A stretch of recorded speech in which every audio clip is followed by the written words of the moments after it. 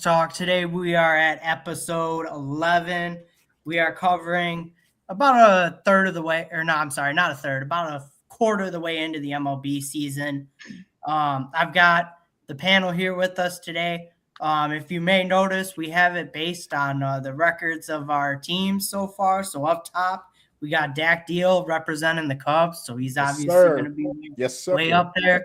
We got Jason's Ball Talk, too, up there in second because his A's are one of the few American League teams that are actually above 500 so far this year. We got me next. White Sox are hanging in there. I didn't expect that. And then just one loss below me here, we got BDT Athletics representing the Miami Marlins. How we doing today, fellas? Doing pretty good. I'm excited to talk baseball. Another great day here. American League hasn't turned out how I thought it would be, but my division, the NL Central, fucking war zone right now. So it has been a wild quarter into the season, couple months. Yeah, it is a war zone out there in the NL Central right now. Yeah, I don't think anybody had on their bingo card the American League being what it is so far this season. I mean, holy smokes. Yeah. A lot of mid, and a lot of how are they doing this bad? And then so much surprise, I would say, too. No, for me at least. But, all right, let's get into it. So we have obviously our tier here for power rankings. We're going to start with the bottom feeders and then work our way up to the real serious contenders here because there's no fun in starting with who the real contenders are. You always got to start with the garbage first and then work your way up. So, fellas, I'll kick it to everybody in the panel here. Who do we think belongs in that bottom of the bottom number 30 spot here? Anybody can go ahead and take forward. I will personally put a vote in. I think maybe the Mets do. I mean, okay. I guess maybe I'm taking in preseason expectations into it a little bit too much, but they've just been atrocious. No, I don't know if there's really other way to put it. I could second the Mets, especially with what they did in the offseason, who they went for and traded for. That team has not turned out at all how it's supposed to. I mean, Ben talks, at least from Cubs talk, that they should try going for Freddie Peralta because they need a pitcher. And I swear, he just signed there this past offseason. No, he's just traded there. Or traded, yeah. Yeah, I know what you meant. I think the Mets actually do have the worst record in baseball as of right now. They are below even the Astros. I think they only have 15 wins. And the Astros, Angels got 25. They're the worst team in baseball. 25, so they're the worst team in baseball. And just given the expectations that they had coming into this season, I mean, this is a horrifically disappointing season for them. I don't understand how Carlos Mendoza still has a job. Probably should have been fired by now. David Stern should be fired in the offseason for sure because he's led this team to being a laughingstock. I mean, Lowell Metz is definitely back right now. And a few the guys they've signed haven't really worked out so far. Jorge Polanco has missed a lot of time. Luis Robert Jr., he's on the injured list already with a back injury. Soto's missed time. Lindor's missing time. It's just not looking too good for the Mets. I mean, nobody's been good. Performance everywhere. Pitching staff is a mess outside of Nolan McLean. Devin Williams has been an airship bender. He's been fucking terrible. Atrocity. I mean, Yankees fans are probably laughing in the Bronx thinking that the Mets were like actually excited to get this guy over there. I mean, seriously. And how he's turned out. But I think it has to be. I think it seems like we're all in agreement here. Number 30, worst team has to go to the Mets, I think. Seems like it's just a given. What we got 4 other spots for this row. I feel like for the bottom feeders. I feel like the Giants belong in this. I mean, coming from the guy who picked them to be the guy who picked them to be the wild card in the NL. I mean, just easily my worst prediction. I mean, I think I've got one worse than you, BDT. No, I you picked the do. Mets You to do. win the I picked Yeah, the you Mets do. to win the NL East. So if anybody wants to go back to our baseball season predictions video and have a good laugh, go look at me talking about the Mets winning the freaking NL East, because that's not happening. Yeah. And, I mean, apparently I put a hex on them or something. yeah. They just forgot how to play baseball, I guess. I mean, even Devers is having a bad year. No one's Yep. really showing up and showing out like consistently. I mean, Arise is obviously getting on the bag a lot, but there's just no power. There's nothing really to write home about. Like, I thought the offense would really click better than they have. I mean, it's been rough. You had a lot more belief in the Giants than I did. I shouldn't have. I'm gonna be honest. The Giants are kind of closer to where I expected them to be than most people. The offense is terrible. Yeah, it's the same story as last year. The offense just isn't good. Their pitching staff hasn't been terrible this year. Logan Webb's been really well. Has looked really good. Robbie Ray, they look like. I mean, if they're gonna start moving in the direction of selling, Robbie Ray should get them a pretty good return on the open market there. It's just all gone bad. Suzak, they got in the Rule 5 draft in the offseason. He came in and he was looking good. He's now injured. Jesus Rodriguez is maybe the only. Is he even the bright spot there? They just called up Bryce Eldridge. So, yeah, Bryce Eldridge could be Eldridge could be a bright spot there. Casey Schmidt hasn't been awful. Yeah, he's been solid.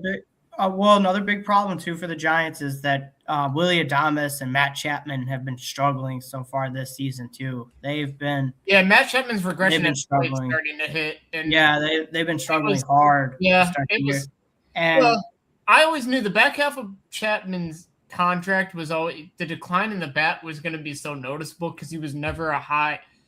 Matt Chapman's never been a high on base guy, but he'll slug. He'll hit the ball in the gap and hit it out the park. But the less he gets on base, the more people are going to start complaining about Chapman. The defense is still there, but I mean, Adames has just been awful. As we brought up, Devers has looked terrible. Shoot, they're looking to move off Devers already.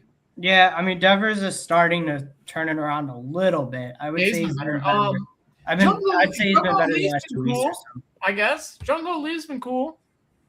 Yeah, he's been all right. He's been all right. But other than that, like I said, the pitching staff is good. I like the pitching staff over there. Tyler Mahley's in it, whatever. But Hauser's been cool this year. Roop hasn't been bad. Webb and Ray have been, as dominant as they've been in the past. Well, I don't know if I'd say Webb has been dominant. He's got a 5 ERA. I don't know if I'd say he's been dominant. Oh, he just went on the injured list. Yeah, I mean, 1.4 whip either. I mean, it's not too great. Yeah, he's been getting blown up recently.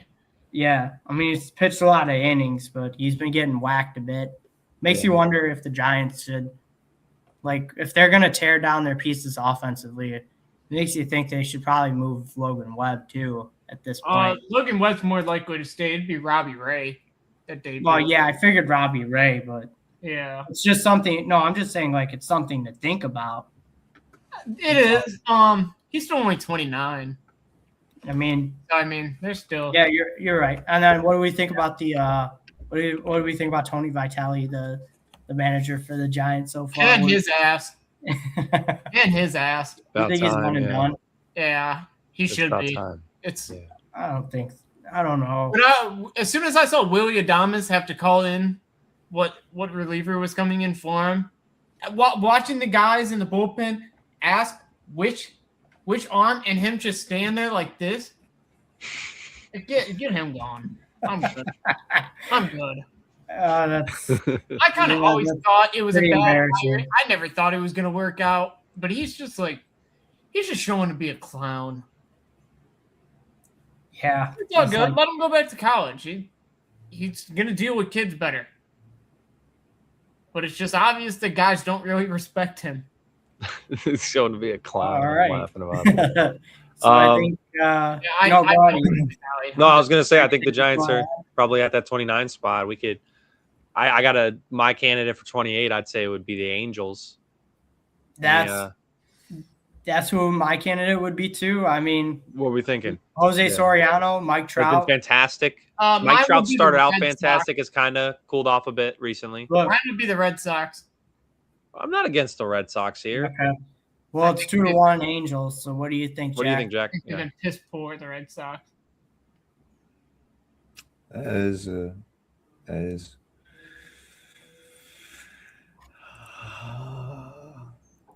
You're really thinking about this. I am. Well, because I was gonna say. Well, trash versus garbage. I know it's.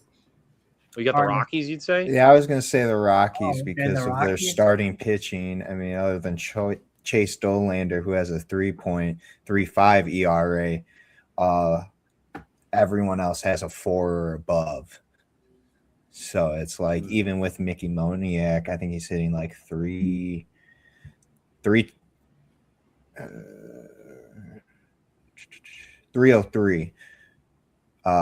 Like batting's they're batting pretty decent, other than Jordan Beck and Brendan Doyle, really. But yeah, that pitching great either. Yeah, that pitching staff is kind of yeesh.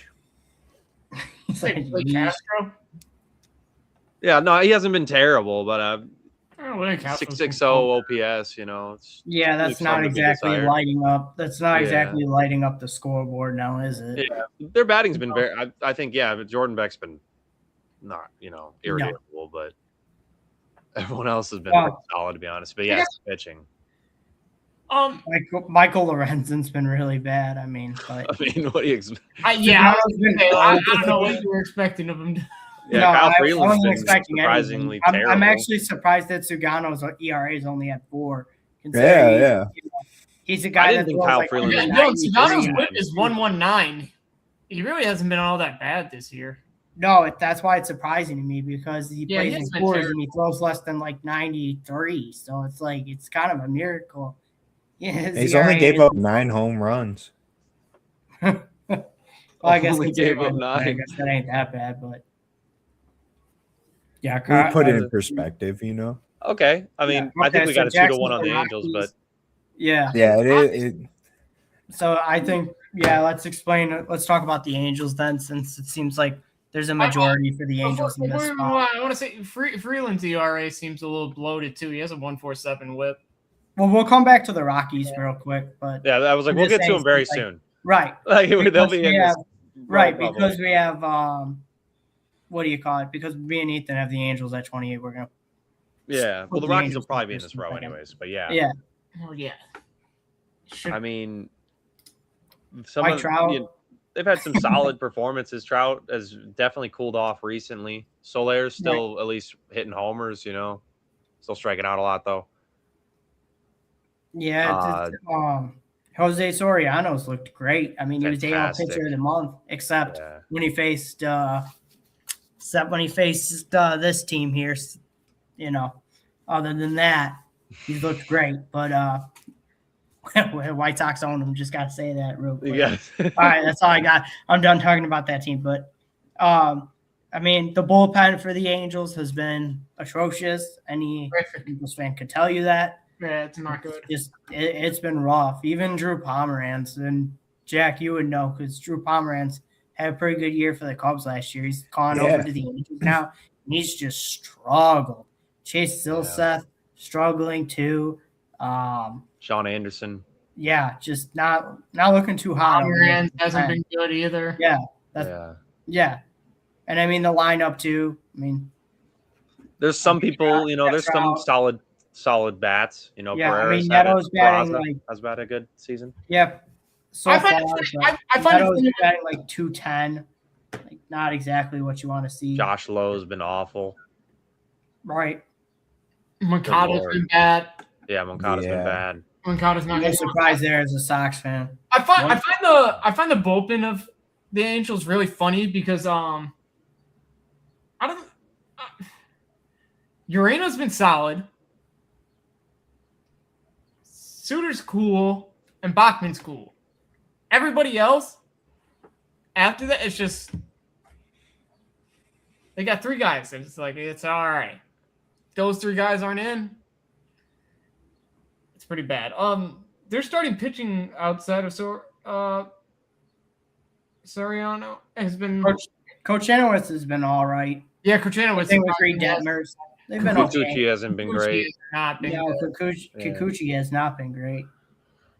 He might be on the injured list. I believe he is on the injured list. Yeah, he is on the injured list because he took himself out of the game against the Sox in Chicago, and I don't think he's pitched since. I think Reed Detmers. I think you'll start to see his ERA go down a little bit.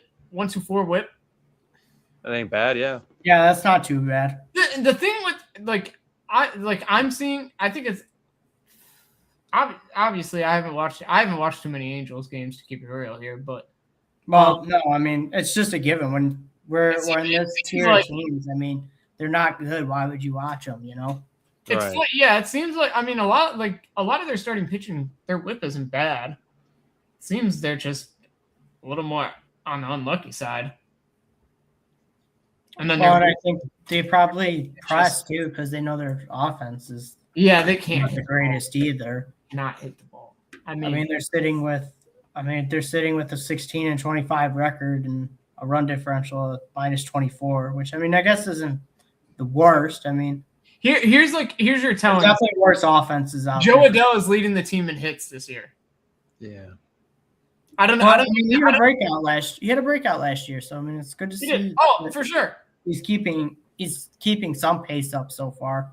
But he's hitting 272 if you want to just go off raw average. Like they can't get guys on base.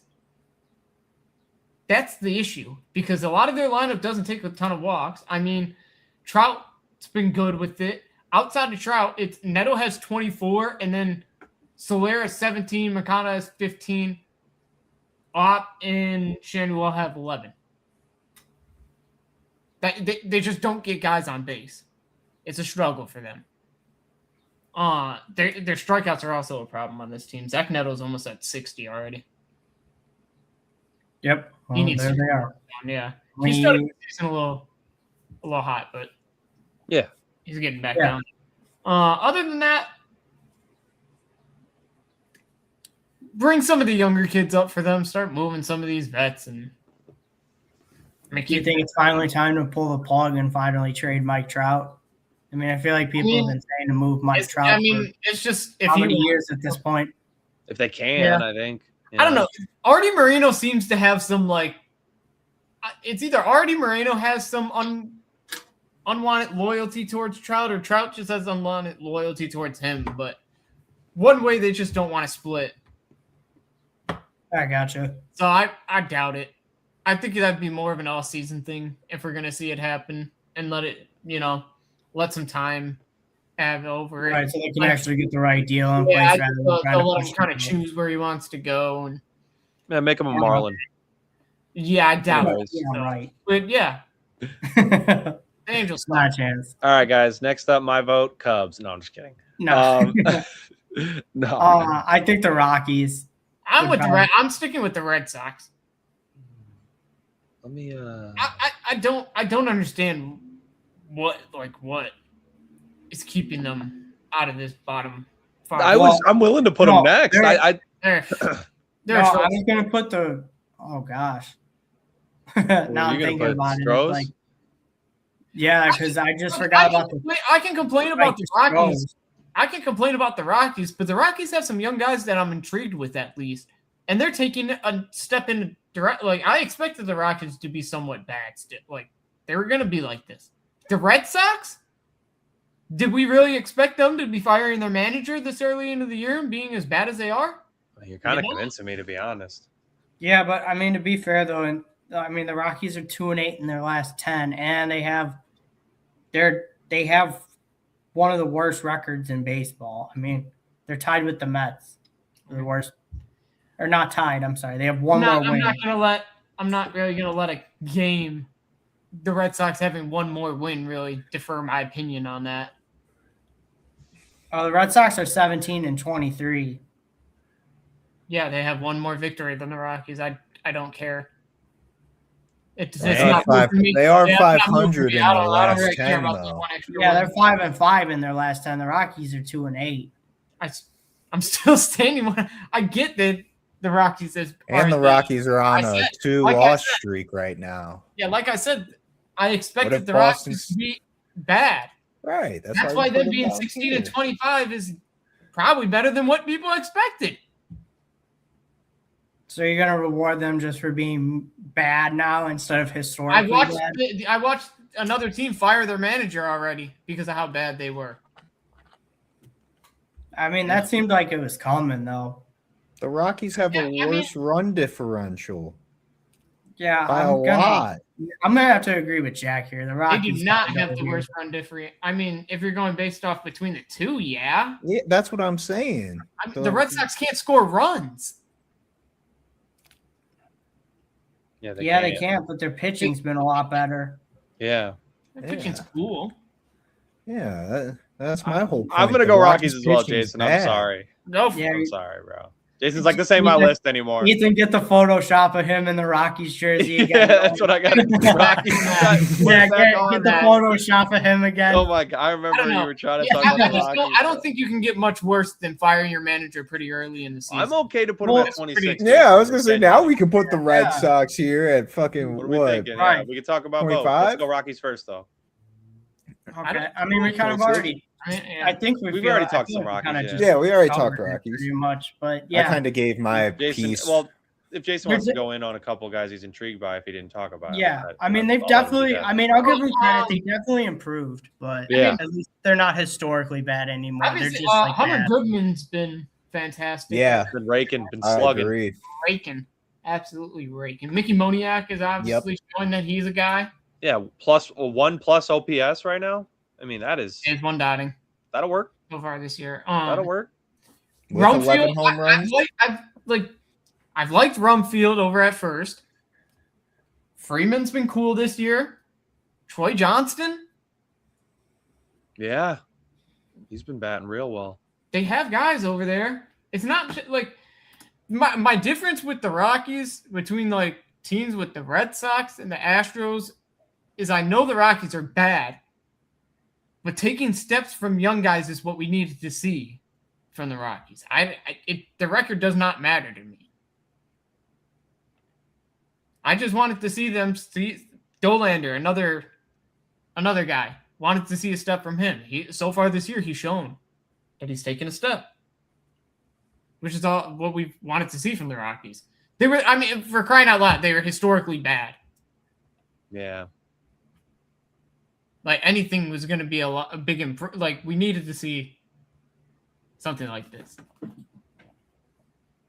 You just got to get guys like Jordan Beck off the interstate in terms of their batting average.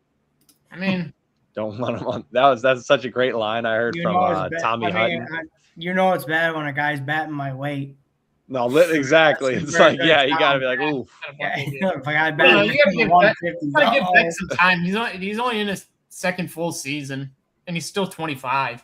Well, yeah, I'm just saying get him off the interstate, not saying get him out the league, you know? Right. Oh, yeah, I mean. That's what you want to do. On the interstate is never good. But I mean, we can go talk about Boston. Let's do it. Yeah, let's do it. Go in. Cut in. Yeah, Jaron. Hey, the slur man. Tennis racket. Not batting well at all. Oh, my God. No, their whole offense has been a struggle this year. It really makes you question what the hell. Caleb Durbin. I was just gonna say they got fleeced in the trade for Durbin. I don't know how Craig Breslow still has a job too. I mean, Craig Breslow should have been fired. Yeah, Roman Anthony's young, so you want to give him time, but he definitely has not been great. Yeah. Well, Roman Anthony has already been hurt twice, so that doesn't really help his case either. Mm-hmm. I mean. It's funny though, like Red Sox fans were talking about this guy being the second coming of fucking Christ, and that's why I brought it up. OPS, and he's been on the injured list twice already. Like I don't know, man. Like let's chill out with the franchise savior tag on him real quick. Okay, I mean he'll probably still be a great player, but I don't know if he'll be like this franchise changing guy, but. I mean, there's been guys in their lineup that have been okay. Wilyer Abreu has been pretty good, I think, for the most part. He's been good. Crochet's on the injured list, so I mean, losing an ace like Crochet is definitely a big hurt. Of course, Sonny Gray was out for a while too. I mean, when you have your guys that are supposed to be your top starters of missing time like this already, that's not going to help your case either. Ranger Suarez has struggled out of the gate too. I mean, I'm not going to say fine now. He's fine now. He has a 2.77 ERA. Well, that's why I said he struggled. That's why I said he struggled out of the gate. He just had a bad first start. He's rebounded nicely now, but I mean, he was struggling at first. And is Toll on the IR? No, Peyton Tolley. Yeah, he's only got 4 starts. They called him up a little later. Yeah. Okay. I was like, he's been pitching real well. Yeah. He's been pitching real well. Yeah, Tolley's been fine. The Rays got to him the other day. That's a good lineup, though. Yeah, the Rays are good. Yeah, we'll talk later about them, but yeah. Yeah, I mean, their bullpens and their hitting is their biggest problems. They can't. Chapman's still it's mostly just their bats. Their bullpen's not even that huge of an issue. It's just Chapman's still flaming at what is he, 40 plus? No, he's 38, I think. Oh, okay. 38. Braylon Bilo, get ready to get DFA'd whenever somebody comes back. Yeah. Oh, yeah. Brian Bellows been terrible. He's got a 9 ERA, I think. Bro, gave up 5 home runs to the 7.44 now. Okay. Yep. But home runs. He's been really bad. His whip's almost at 2 right now. Yeah. Yeah, no, it's bad. I'm good. A whip at 2. Yeah, that's DFA territory. Like we say down in Miami, paddock him. Go ahead and paddock him. Yeah, paddock him for sure. Get him out. I mean, Coney Ely's been, or Coney Early, sorry. I always want to call him Coney Ely. I don't know why. He's been pretty good too. Surprising starting pitcher out of there. I'm a little surprised for him. There's redeeming qualities with the Red Sox. Mm-hmm. There's different, I think, to start the season, they've been worse than the Rock. I think in my last power rankings, I had them 29. They've been really bad. I haven't liked anything they've done this year. But that doesn't mean they still don't have redeeming qualities that they could recover from this season. They still could make a push. I mean, I feel like they've turned it around a bit since they have a little bit. I mean, Wilson Contreras has been pretty good too. I think Cora had lost the locker room, in my opinion, and I think he needed to go. Cora was just kind of overrated. I mean, they were saying Cora was saying oh, we'll be fine, we'll heat up, we're just off to a slow start, and you hear the players saying we can't keep starting off slow. We need to go out there, execute, and get wins now. I think that's kind of that clashing that you see.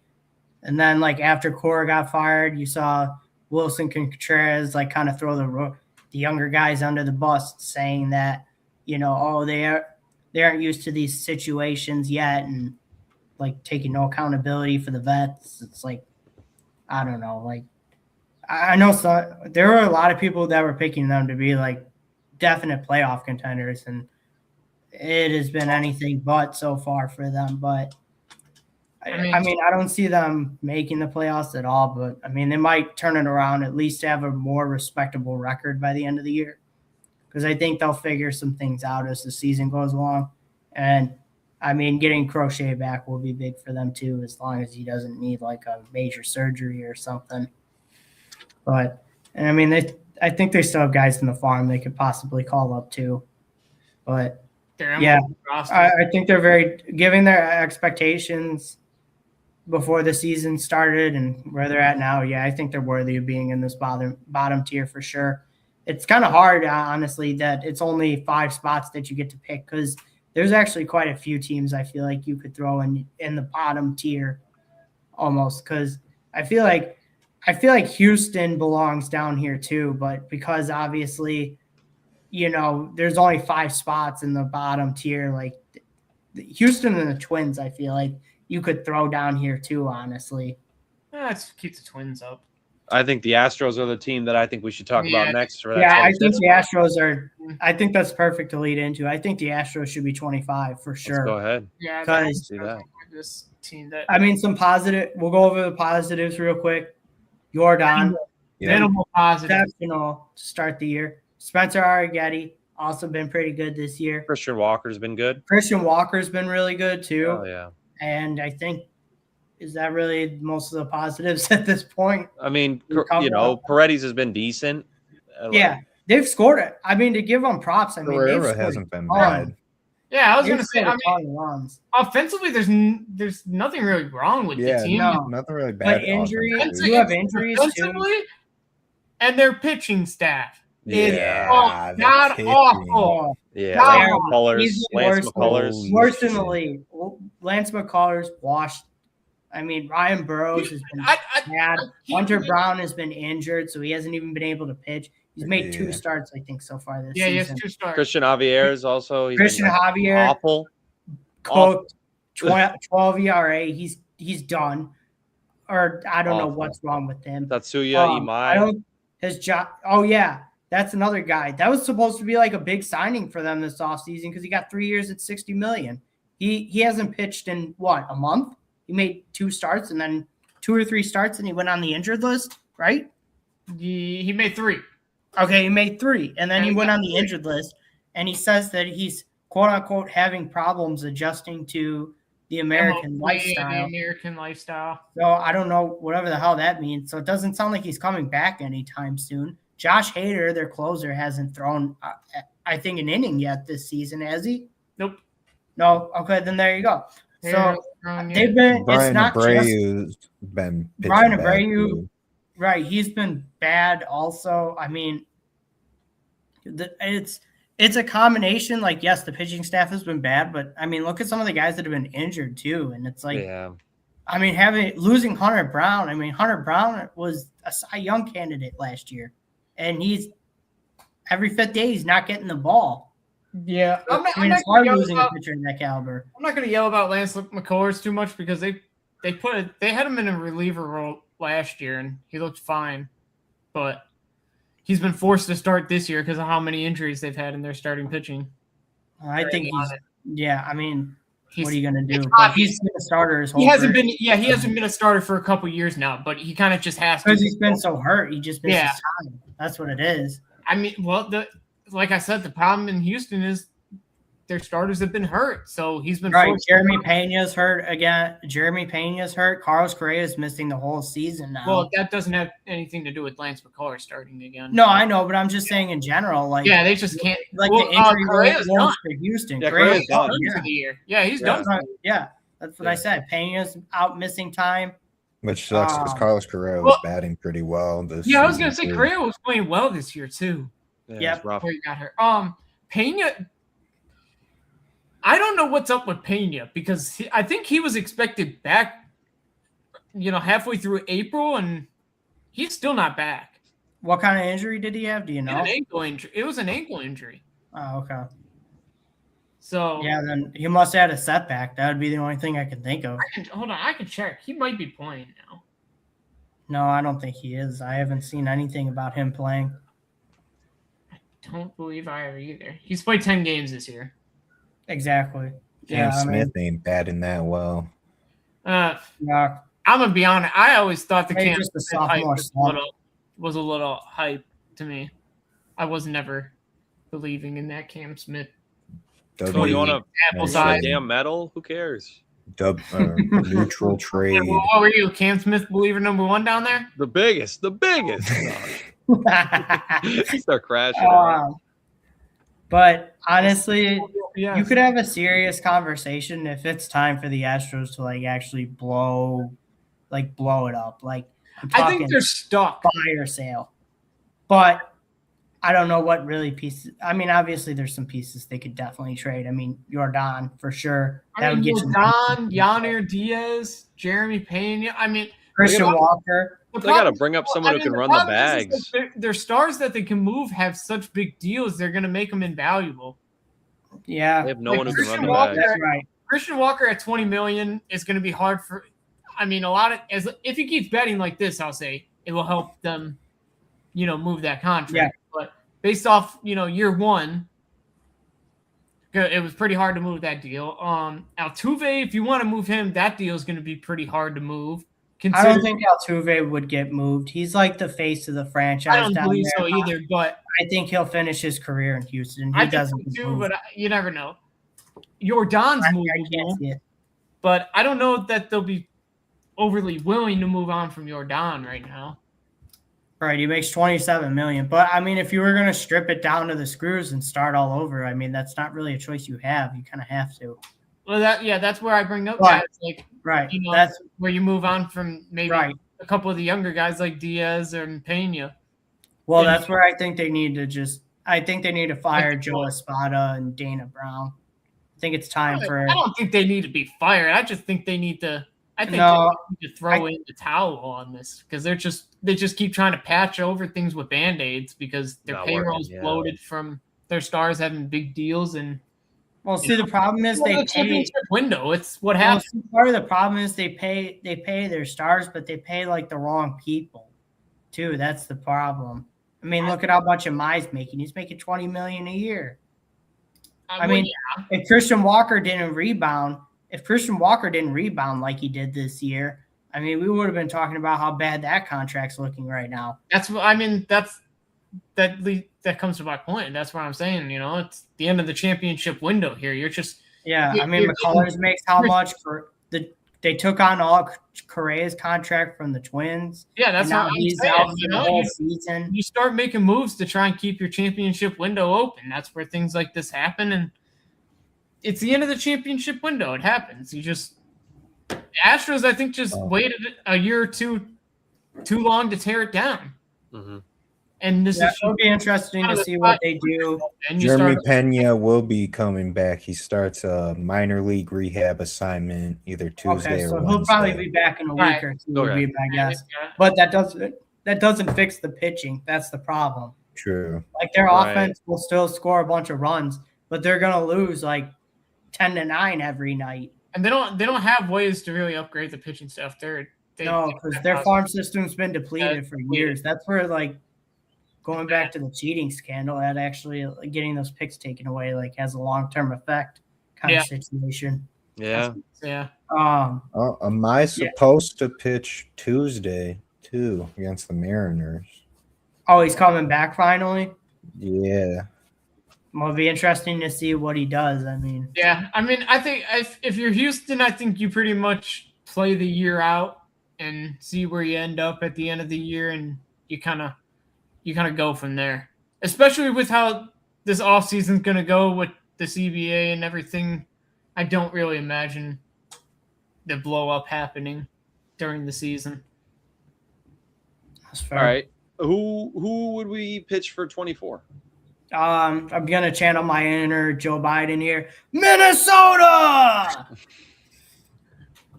What do we think? I definitely think they are next. Because, I'm looking at who's left and who we haven't put in yet. And, out of all the teams that are still in here, they definitely strike me as the next worst. Who are we thinking, Jason? I mean, I'll go into it if that's who we decide on, but. Yeah. Probably between Minnesota and. Didn't say it right, but that's okay. I was going to say Baltimore. Yeah, I'm kind of down on Baltimore as well. What about the Tigers with no Skubal? I don't think I see the Tigers. I don't think the Tigers are. I can't see them that low yet because Minnesota's last in the Central. And Baltimore.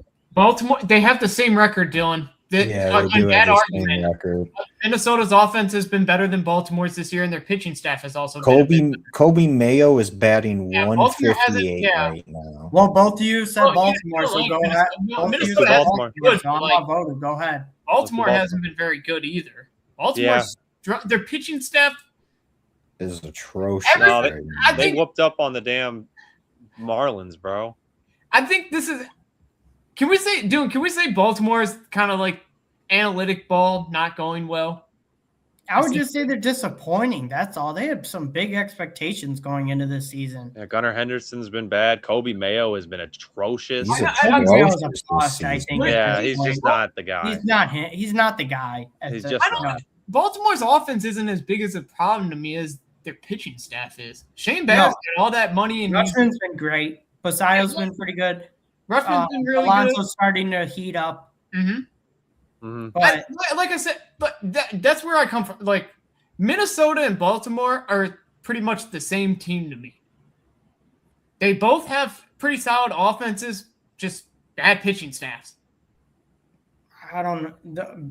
Minnesota's offense. Trevor Rogers has not been that ace that they thought he was going to be, if that's what they thought he was going to be. I mean, after having a pretty solid year last year. The Orioles don't have a starting pitcher with an ERA under 4. Yeah. I mean, Shane Boz's agent deserves an award for the way how he got him a contract extension before he even threw a pitch there. Because he's been terrible for the O's since he's been. He's pitching. I thought Bradish was going to have a little bit of a bounce back year. 0 quality starts. I didn't think Trevor Rogers was going to have another under 2 ERA again. Yeah, not that good, but I certainly didn't think he'd be at where he's at now. No, I thought he'd be Trevor Rogers still some hope because Trevor Rogers hasn't been as terrible as. Well, he's not as bad as the other guys. I'll say that. 1, 4, 5. I mean, he doesn't block people, which is the good thing. He's just giving up contact. Yeah. Well, that sucks too that they don't have Felix Bautista to close out games. Yeah. That does suck. That's not. I mean, that's kind of brutal to miss your closer in those tight games, but their hitting also isn't clutch at all. What?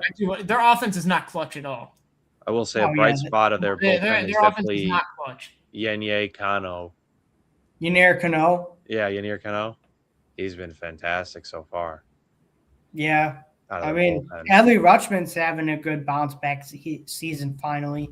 That's true. Yeah, he's actually bouncing back to what people were expecting. Yeah, it's nice to see him actually starting to turn it around. He's been struggling hard the last couple of years. Gunner's really struggling this year. 56 strikeouts, 13 walks. Yeah, no, Gunner's not had a good year. Yeah, Gunner has not been good. No, Gunner is off to a rough start. Taylor Ward struggled to start the year, and he's been real on fire lately. Tyler O'Neill in the games he's played hasn't been good. That contract. Woof. Yeah, knew it was bad as soon as that is not looking like a good deal at all. Colton Cowser has been bad too. We both said it was Colton Cowser's been hurt, but Colton Cowser can't stay healthy, it seems. Yeah, Holiday 34 games. Jackson Holiday hasn't even played yet, I think. Nope. Hasn't played. Mountcastle's hurt as well. Rough. I mean, Holiday was supposed to be next coming. Right, next coming. He was supposed to be a face of a franchise type guy, and he's been MIA. Yeah. Like Boston, I'll say with Baltimore. Except I think there's a lot better of a chance they'll rise up these rankings, the next time we do them, obviously. But yeah, I definitely think Baltimore definitely needs to get healthy and figure out that pitching staff because something's got to get done. Well, they need to play better defense too. Their defense has not been good either. Oh my gosh, that's been another big problem. They're like one of the worst ranked teams in outs above average so far this year. Another bum. Kobe Mayo defensively gave the Marlins a win. There you go. Kobe Mayo's been terrible. No, he's been. Hunter hasn't been great over there at short either. No, he really hasn't. No, it's been rough. That's what I mean. They got to get better defensively too. If they're gonna win games, like 1-run games that come down to the margin like that, you need to play better defensively.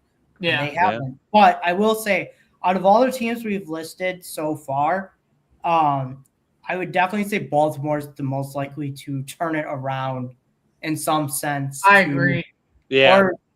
Or hell, even make the postseason. Oh, because the AL is so weak, Baltimore could get hot for a week and they're right back in it. That's how bad the American League is. That's the thing about how these power rankings are. It's kind of like the AL's just been so bad this year. It's tightly bad. Yeah, it's like so many teams are gonna just go up and down over the next 2 months that it's gonna be nice to see. But I definitely agree. Baltimore probably has the best turning around case out of any of these teams by far. I mean, we still have 120 games to go. I mean, oh yeah, for sure. Just what they've shown me this year. It's just we can only go off what we've seen so far. Yeah. So. Well, of course, yeah. We don't have crystal balls in front of us. No, it sounds like you don't know that. tell. No, I'm just kidding. For sure. Start getting Even mad. even in wins this year, Baltimore just Yeah, I think next is yeah. the Twins. yeah. That's what Yeah. Yeah. They're Minnesota! literally just they've been a little bit better offensively and defensively version of the Orioles. I just checked. Thankfully, Joe Ryan avoided injury after that start against the Blue Jays on the third. I mean, he pulled himself after 1 out. Yeah, that's scary. I mean, like, they already that is lost very Pablo. scary. They already lost Pablo Lopez for the season, and before the season even started. Yeah, and that's so wrong. I think the Twins have been more like they got off to a really hot start, and then it's been more like back to reality since. Yeah. Since the Twins got off to their really hot start, because since their really hot start, they have not been as good of a team. I mean, they should be thanking God that they have Byron Buxton. Byron Buxton. Literally. It's funny because Byron Buxton was the opposite. When the team was doing really hot, Byron Buxton started off really slow. And then once the team kind of started to even out instead of overperforming, Byron Buxton really started ramping it up since then. I mean, I don't know. Royce Lewis is still there, I think. He hasn't gotten hurt yet, right? Nope, not yet. There you go. Wow, 40 games go. in, he hasn't suffered an injury yet. Oh, yeah, he has, I believe, actually. He's played. Oh, never mind then. I was about to say that's actually pretty impressive. Well, he hasn't even been good. No. That's the problem, yeah. He's been rough. Yeah. He was hurt at the beginning of the year. Victor Caratini hasn't been great. Matt Wallner. No, I mean, Yeah, Matt Wallner's been struggling. Austin Martin's been good. Have they called up Luke Keyshaw yet? Or Yeah, he's had Yeah, 146 ABs. Yeah, He's been, Keyshaw's been it's been inconsistent. He's had stretches where he's who's been the good. outfielder that they have that prospect-wise that they're going to call up soon? I can't think of his name. Ooh. I'm Give me not a sure. sec. His he was like a top prospect. Yeah, he's up there. I can't think of his name though. I wonder if he'll be close to be getting called up yet. More than likely. I'm Well, sure that Walker Jenkins. Yeah, that's it. He's Is he in expected. Yeah, he's in AAA right now. He's expected to be up. What's his slash line? So I wonder if we'll see him soon. Can you tell or no?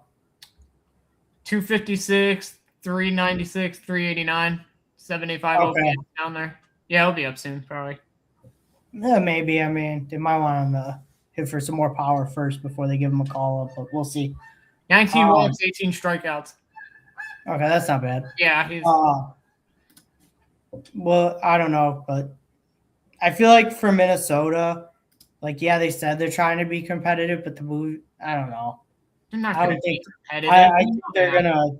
I think they're gonna be losing more than they're gonna be winning from here on out. That's for sure. I don't know what that exactly entails for the rest of the season, but I don't know if they go hard at the trade deadline like they did last year, where they traded away half their roster. But Well, I think Griffin Jack's requesting the trade had a lot to do with them selling more at the deadline than they wanted to. yeah, but Griffin Jacks hasn't even been that good in Tampa, has he? No, he has. I think they started him a game recently. Oh, like as an opener? No, as a starter. Not an Oh, opener, as an actual starter. Give me a sec. But I mean, I just think with Minnesota, as long as they just got to call up some young guys throughout the season. Keep BDT, move yourself back down. There you go. I'll move Jason up. There we go. Oh, This dude thought he was gonna be sneaky about it, so he could leave and then come back. So, yo, guys, I'm the Hey second guys, best the Marlins team, finally right? won 7 more games. Oh, now he's muted. Now he's He's muted. muted because now. he- We can't hear you, Oh, brother. I'm a dummy. I forgot I was muted. On the way to go. Fuck you. I was yeah, looking Dylan, up something. he threw 4 innings. Oh, okay. So I wonder maybe they are trying to turn him into a starter then. Who? Griffin Jacks. I mean, they use so. But we should talk more about the Rays later because Yeah, that's we'll more talk of a Rays thing, not a Twins thing. Yeah. At this point. yeah. I mean, Minnesota's going to fall down this rankings very fast. Yeah, I wouldn't be They're surprised. They're gonna end up towards the same Mets range. I mean, if we did like a halfway through the season power rankings, I would expect Minnesota to be in that bottom. Yeah. In that bottom. I'd expect them to be bottom 3. I mean, Josh Bell has been their best situational hitter this year. Yeah, no, it's. Yeah, I mean, it's not a great situation. Yeah, it's cool to see them. It was cool to see them have a nice start, play competitive baseball to start the year, but reality's got to set in here. Yeah, I mean, we're not flawed. They're gonna, yeah. That's the fun thing about April, like teams that nobody expects to do good kind of do good out of the gate, but then like reality eventually settles in, and it's like you realize it's just a lot of guys overperforming at this point. Yeah, as long as you see, good at bats from Brooks Lee, Keyshaw, Buxton. I mean, you'll expect Buxton to be good anyways, no matter. Right. Austin Martin still have good at bats. Just your younger guys. Tristan Gray. Hopefully you see Walker Jenkins up. Just keep seeing some.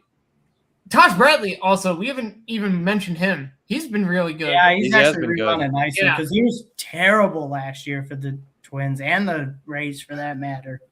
But it seems like the Twins, give credit to the Twin staff, they've kind of figured something out here. So it's nice to see him get a turn. Mick Abels only had 3 starts, but he's looked good. Yeah. So I mean, there's a lot of work to do for the Twins, but they have a ton of work to do. But like, there's some guys. There's still some guys that are worth noticing. Oh, for sure. Simon Wood Richardson. Simeon Woods Richardson. Get ready to learn DFA, buddy. Yeah, he's been bad. Yeah, get ready to learn DFA. That's an innings eater right there. That's all it is. I mean, chatting. That's a chat innings eater. To be real, with the needs of starters in the league, I'm sure somebody will pick him up to eat innings for a little bit, but he's been awful. All right. Now I move on. We got a lot of options here. What do we think? It's my turn. I feel like this area, the power rankings is actually going to be harder than the top teams. Yeah. I feel like the top teams are actually going to be really easy to pick. And it's more like this mid to like lower middling tier to actually figure out who goes where. Yeah, I have to say every week there's so many teams in this Blue Jays area. have been very disappointing. I have to say every week I've done my TikTok power rankings. It's been a struggle, like kind of 22 through like 9. Right. The Blue Jays have been, I think, really disappointing. They're really hurt. I mean, see, that's why I don't want to put them too low because I feel like if they just get healthy, I'm not super low. They're going to be back in that upper half for sure. That's fair. Royals, I can't put them in this tier yet. I'm sorry, Ethan.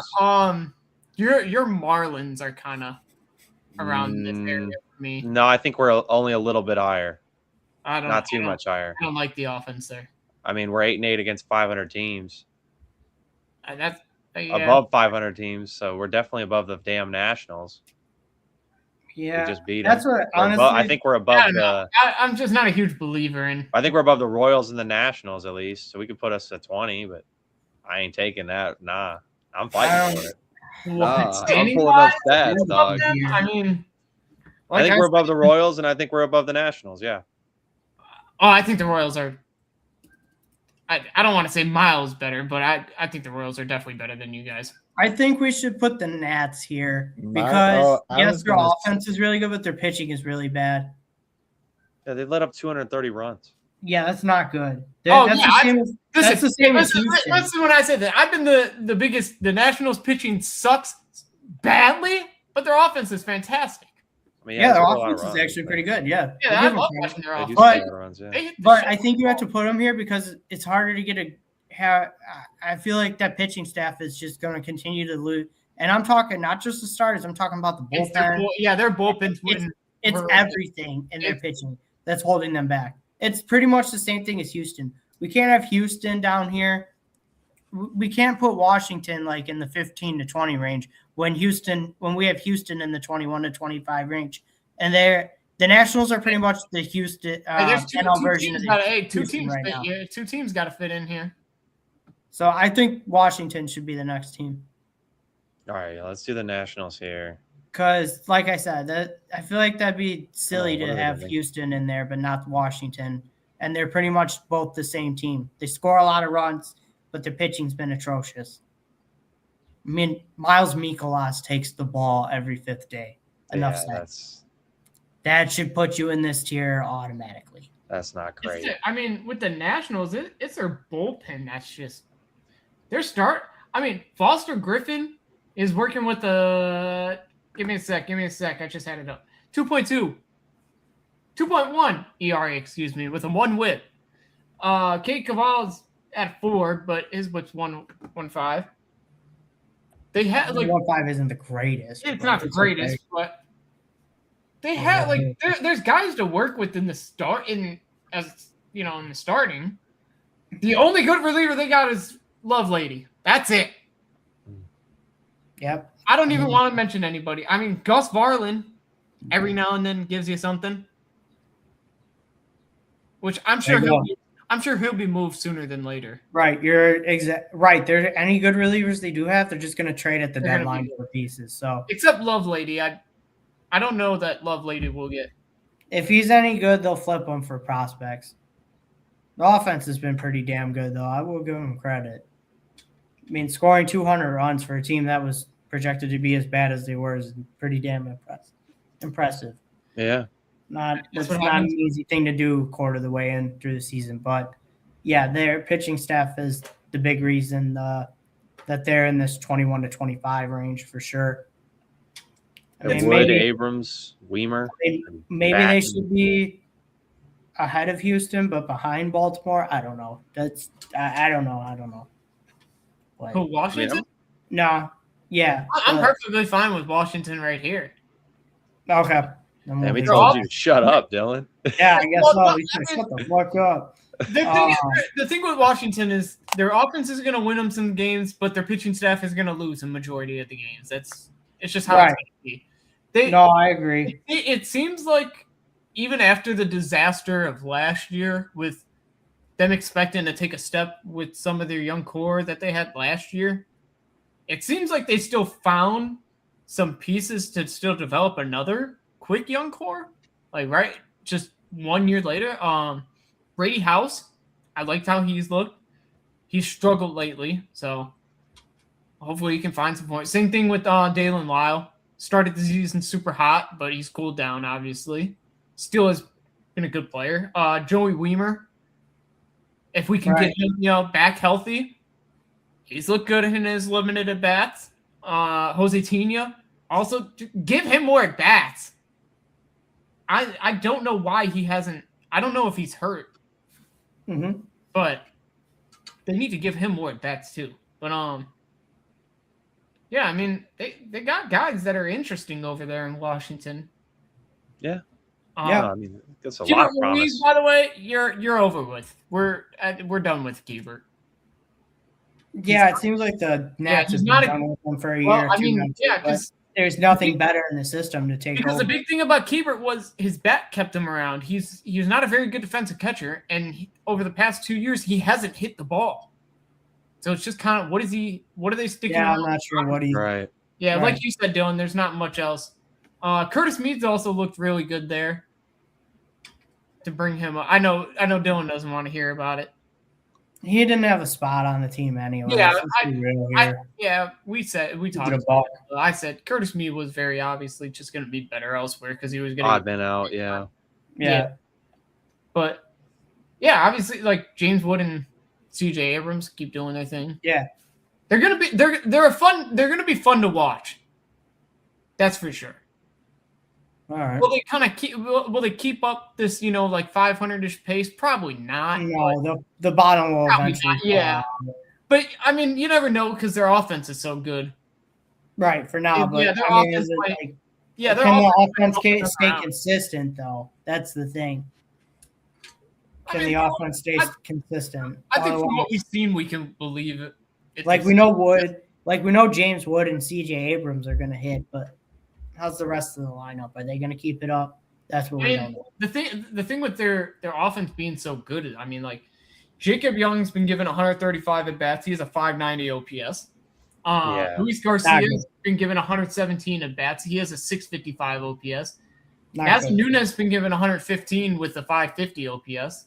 Like these guys are getting major at bats, and they still have the third best offense in baseball.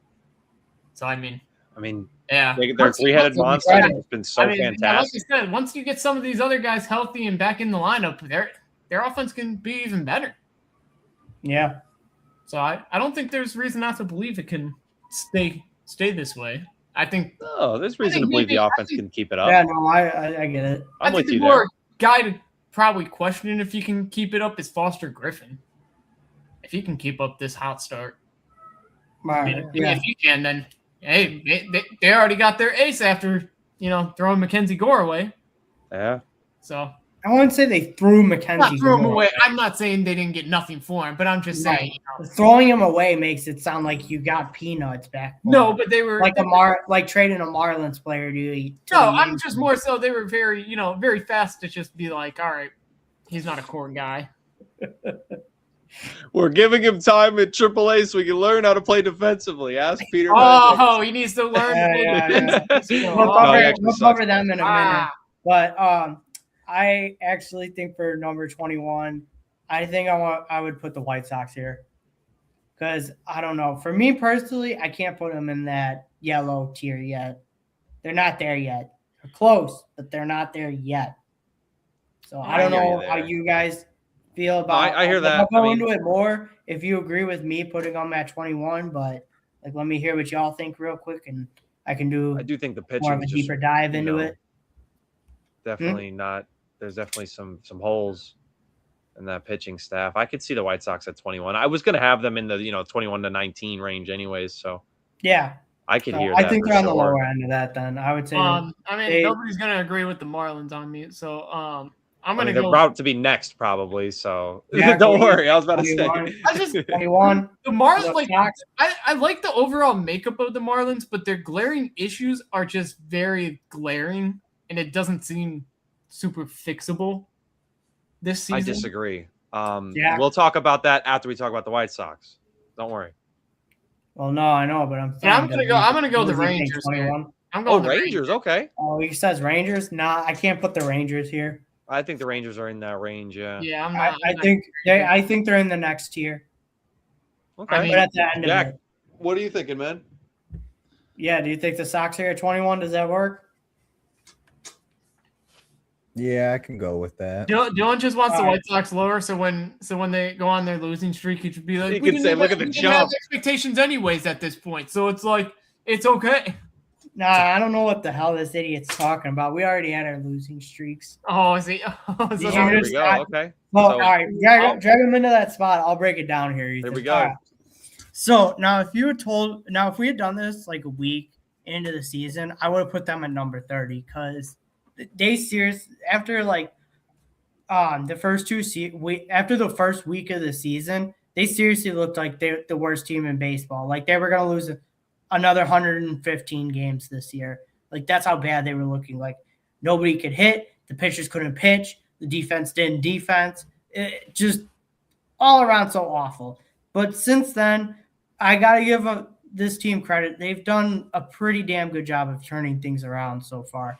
And somehow, by some way, they're sitting in a wild card spot in May. If you had told me, on April 1st that would be April Fool's, so no, you can't say that. If you told me April 2nd that the White Sox would be in a wild card spot in May, I would have said you're out of your mind. I would have said you were smoking crack because there just had looked no way that this team was going to do anything productive this season. But, I mean, you got to give some guys credit here. Munetaka Murakami has proven all of the nerds and the scouts wrong. He's been able to hit the velocity. His power is impressive. Yes, he strikes out a lot, but he was like 9% last I looked. Yeah, 30 walks. So what? He strikes out a lot. He's got 6 walks. Yeah, that's his only issue. I mean, the only thing doesn't take doubles. He doesn't hit a lot. He hit his whatever. He's got 3 days power. So yeah, he's one double. Yeah, it was like 3 days ago. But he's as a rookie, I mean, he's a home run behind Kyle Schwarber and Aaron Judge. To me, he's like the more extreme version of Kyle Schwarber as like a 3 true outcome kind of guy. If I'm the White Sox, I'd be thinking about extending this guy right now. Like, just the amount of, like, I don't know, like what pitchers have to face with him in the lineup now versus him not in the lineup is such a considerable difference. And I mean, he puts in the work. I mean, he's got a shot to win Rookie of the Year. I don't know if he will win Rookie of the Year for the AL because you got McGonagall for the Tigers. And so far, to me, I think maybe McGonagall's slightly ahead of him. But, I mean, Murakami's on pace for a 50 home run season as a rookie. Like, there's a legit chance he could beat. Like, wait till the weather warms up at the rate because, like, the fly balls fly out of there much easier. Like, once the weather warms up at the rate, there's a legit chance Murakami could break Pete Alonso's rookie home run record. Like, it's that crazy what we're watching so far. What is his record, if you don't mind me asking? 53. Okay. Pete Alonso hit 53 as a rookie. Now, will he? I don't know because obviously pitchers are going to make adjustments to him, and it's going to be on him to make the adjustments to counter what the pitchers are doing to him. But he seems like he's done a great job of doing it so far. So I don't see why he couldn't now. Some of the other guys, real quick, I'll talk about because I know we shouldn't be spending this much time talking about a team ranked 21st in the power rankings. You're good. We've talked about every team for like 8 minutes. Don't worry about it. Yeah, Miguel Vargas seems to be having a bit of a breakout year. I went to the game against Seattle on Saturday, actually, and he hit 2 home runs that game. So that was pretty impressive to watch. I mean, the second one, he absolutely smoked for a home run.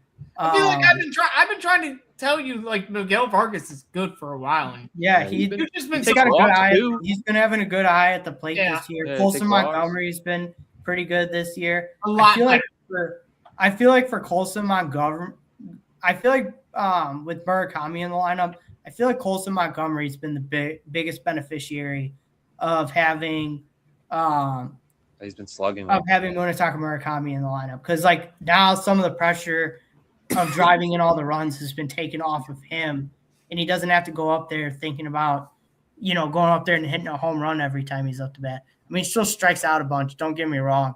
His average is never going to be great, but I mean, he's more of a power threat. So, but I mean, he's looked good too. There's a couple other guys in the lineup where it's not like they blow you away with what they do, but I mean, they've been okay. I mean, obviously some negative. We got to get into the negatives here because that's why they're ranked so low. The bullpen has been a mess for most of the season. The fan base calls it the bullpen of sorrow because for most of the season it's been like Grant Taylor as an effective reliever, and that's about it. But Brian Hudson actually has been pretty good too. I was gonna say Brian Hudson. Yeah, Brian Hudson has been solid, pretty damn good. But some of the other guys, I mean, they sent Jordan Leisure down. Thank God, that guy's a terrorist. I had to go painfully watch him come into a game in the 10th inning against the Nats. He gave up 0 for 3 on opportunities. 4 runs, yeah. Like he's had plenty of runway, and he just shows you he can't do it. So the demotion was well deserved. Sir Anthony Dominguez has turned it around since his atrocious start. I told Jason yesterday as a joke, I said, welcome back, Alexander Colomé, because every time he goes in for a save, he's always got to make it stressful. He's never be easy. He's your version of Jose Leclerc. Yeah, I mean, except he actually closed him out. But I think he's up there in the leaders for saves actually so far this season. So I mean, he's technically doing what's advertised. Saves. Yeah, he's got 9 saves. So I mean, he's doing what's advertised so far. He's on pace to have the most saves since Liam Hendricks did it in 2022. It goes to show you how awful we've been trying to close out games the last couple of years.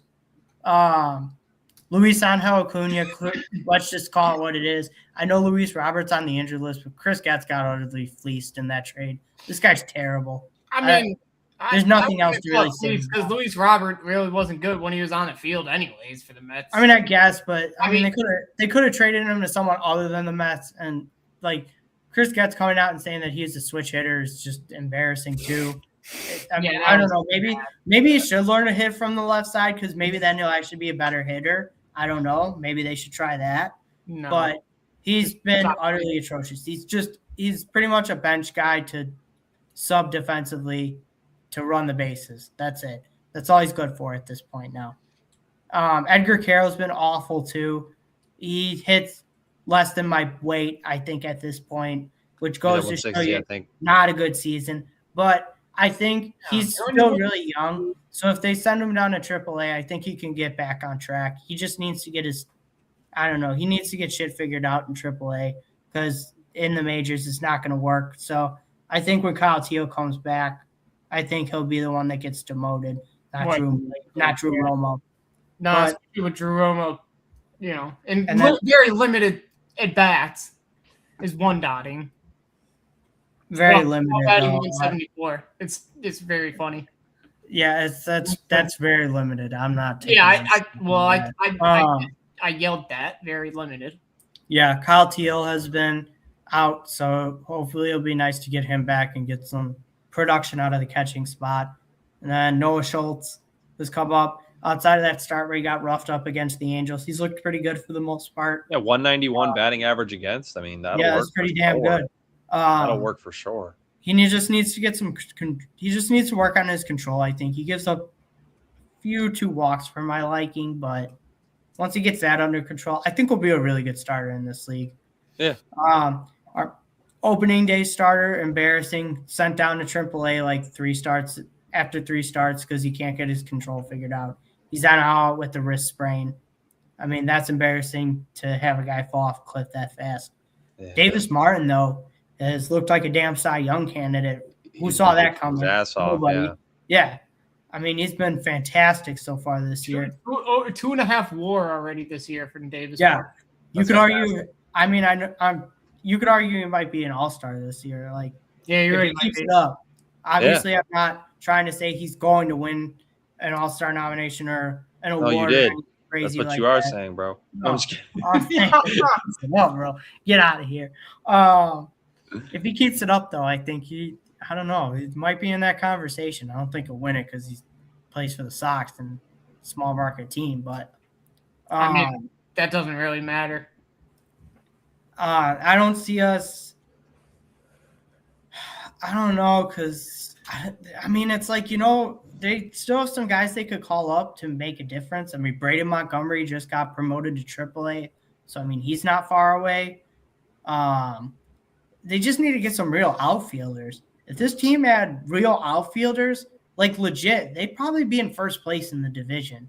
Like that's how bad their outfield production has been this season.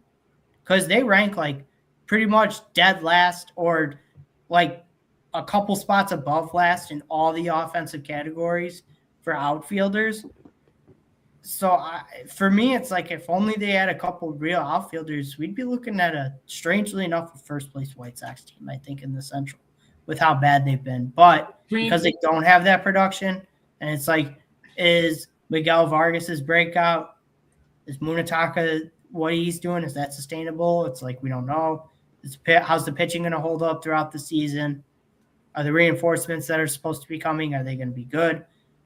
That's why I'm going to temper my expectations. I don't think they're going to be a wild card team.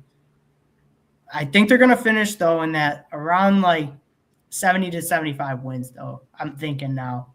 Like, I don't think they lose. I don't think there's a legit chance they could lose under 90 games this year.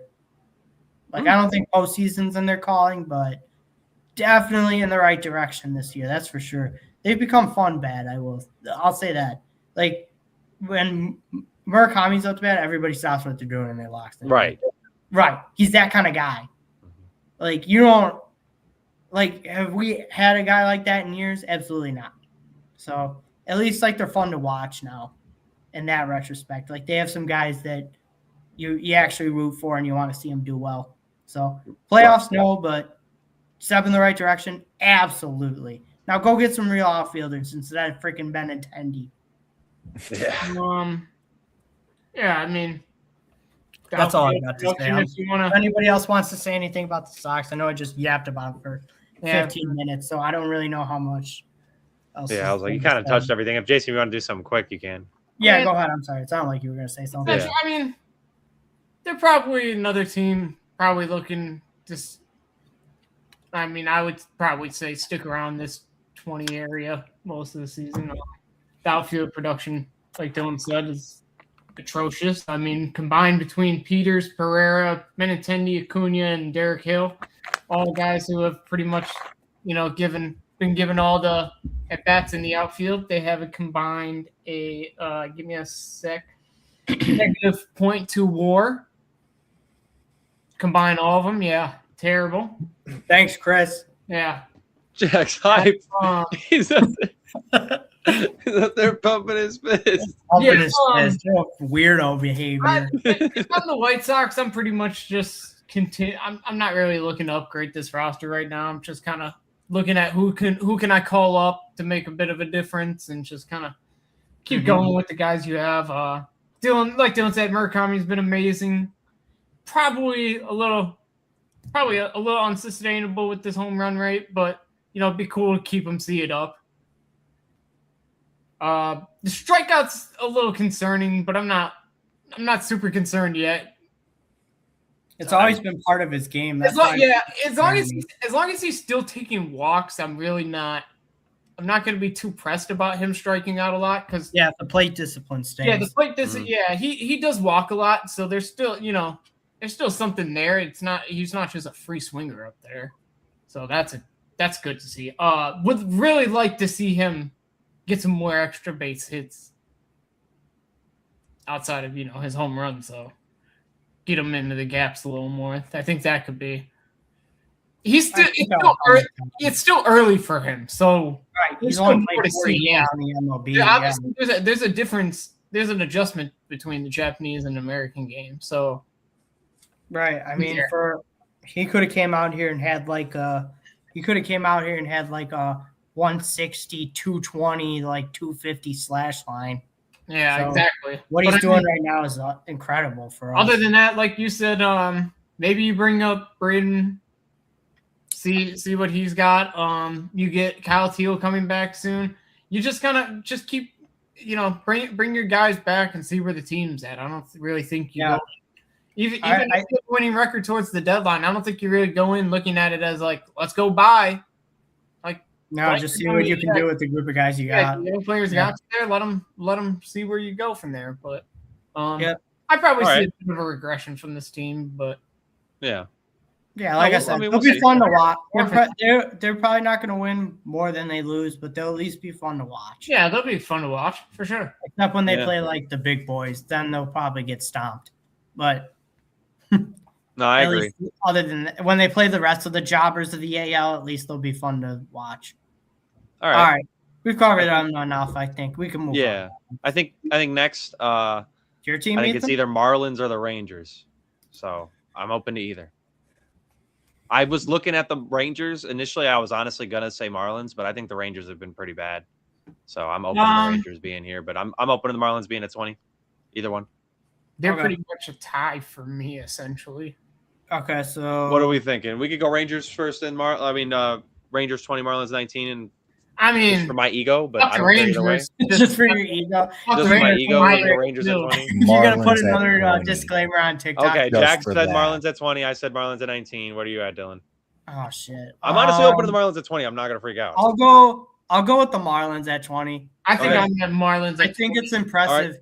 To me, it's impressive to see the Rangers shut out the Cubs back-to-back games. Yeah, no, that was good. That's considering that the Cubs have like one of the best records in the league. They should have had one run less in one of those games. It's good to see that they cheated. This dude's crying about a Chris Paul run at this point, dude. It's good to see that they got that in before, right before the rain. Because maybe that like a series win against a team like of that caliber, maybe that's kind of like what kickstarts you a bit. Yeah, but yeah, we can talk about the Marlins. All right, your turn. Right. So I'm gonna shut up. Go ahead. Okay, go ahead right now. Did we sign Chris Paddock or did we trade for Chris Paddock? No, you signed Chris Paddock. That's got to be one of the worst signings of all time. I don't care how much money we gave him. I don't care how much money we gave him, even if it was only a couple million or whatever. I couldn't tell you off the top of my head. 5 starts, 26 earned runs, or no, 6 starts, 26 earned runs. We DFA'd him for a reason. Had a 308 average against. I mean, I don't know what to say. He's been awful. Other starters, I mean, Sandy's kind of been, he was out the gates flaming. He kind of been average-ish. Just had a quality start on Sunday though, so hoping he can kind of get it back together. Yuri Perez has not been great. I mean, no other way to put it. He gets a lot of strikeouts, but he's been letting up a lot of runs. He's been letting up good contact, and he's been walking way too many people. Max Meyer's been our best pitcher. 197 average against, 45 strikeouts. I mean, he's been fantastic. He's been absolutely fantastic for the starting rotation. The bullpen, Tyler Phillips has been awesome for us. John King's been awesome for us with a .059 average against. Like, he's just been he creates ground balls, and they don't really get past him a lot. So that's very good for him.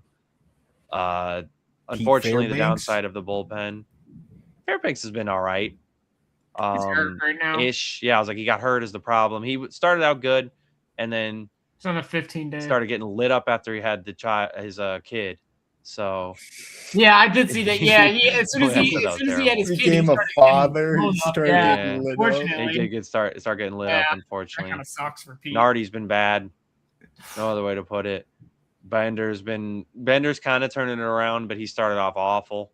The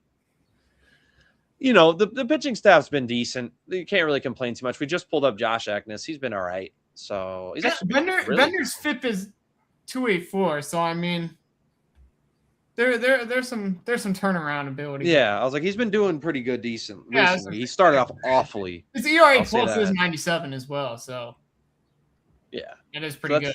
That's very good. I think the problem kind of comes from the hitting. We have Otto Lopez balling out, 344 average. He's literally, I think, not tops in the league, but top 5 in the league for his average. And he's increased his hard-hitted percentage as well. Same with Xavier Edwards and Liam Hicks. All took noticeable jumps. Plus, I think Edwards and Lopez were plus 9%. Hicks is at a plus 13%. Liam Hicks has been tremendous. 35 RBIs, leading the NL, I believe. 928 OPS.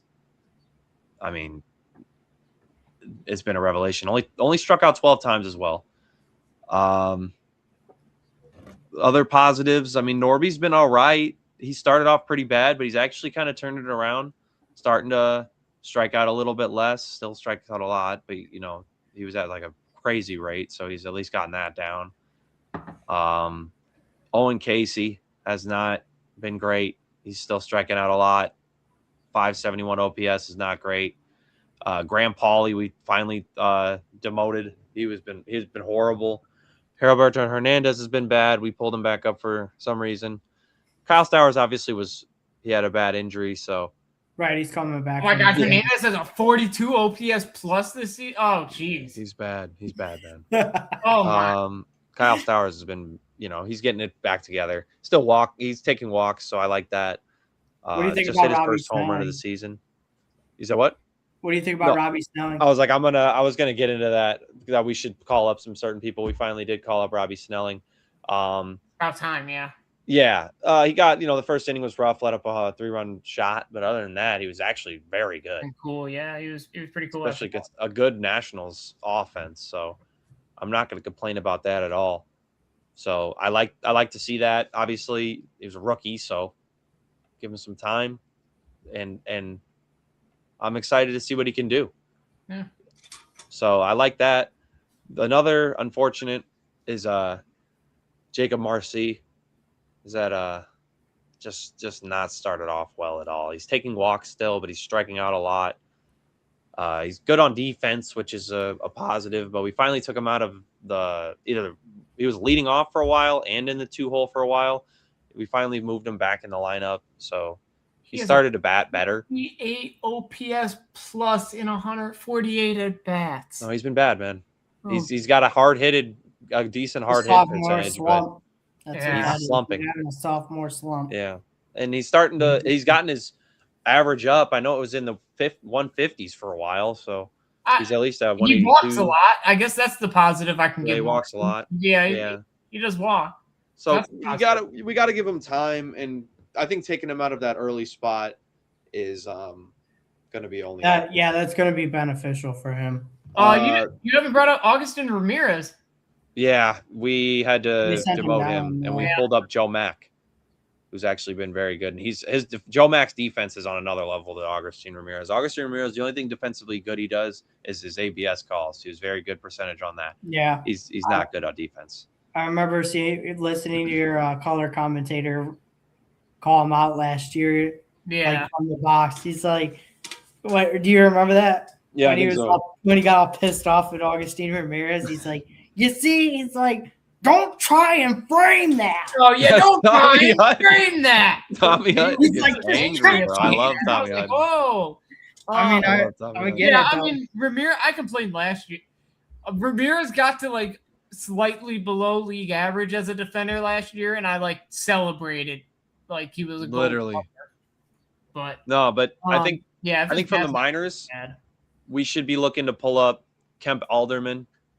He's at a 287 average in AAA. He has the highest hard hit ball account in the entire AAA, not just Southern League, or International League. I think we're in. I'm sorry. Davison De Los Santos should be brought up. He's only played 3 games in the majors, and then we demoted him. And he didn't even bat bad. He was at a 287. He's at a 260 right now in the AAA. So not. I think your problem with De Los Santos is like kind of where he's gonna, like, where is he fitting in right now? That's fair. I think we've been playing Stowers and Norby at first, and now Morel just got pulled up. But Morel has not been good. But he's only played 9 games. Well, yeah, I don't envision Morel staying on the roster. I think that's where he fits in. To be honest with you. Yeah, he takes over Morel at first. Yeah, because I don't think Morel's been very good.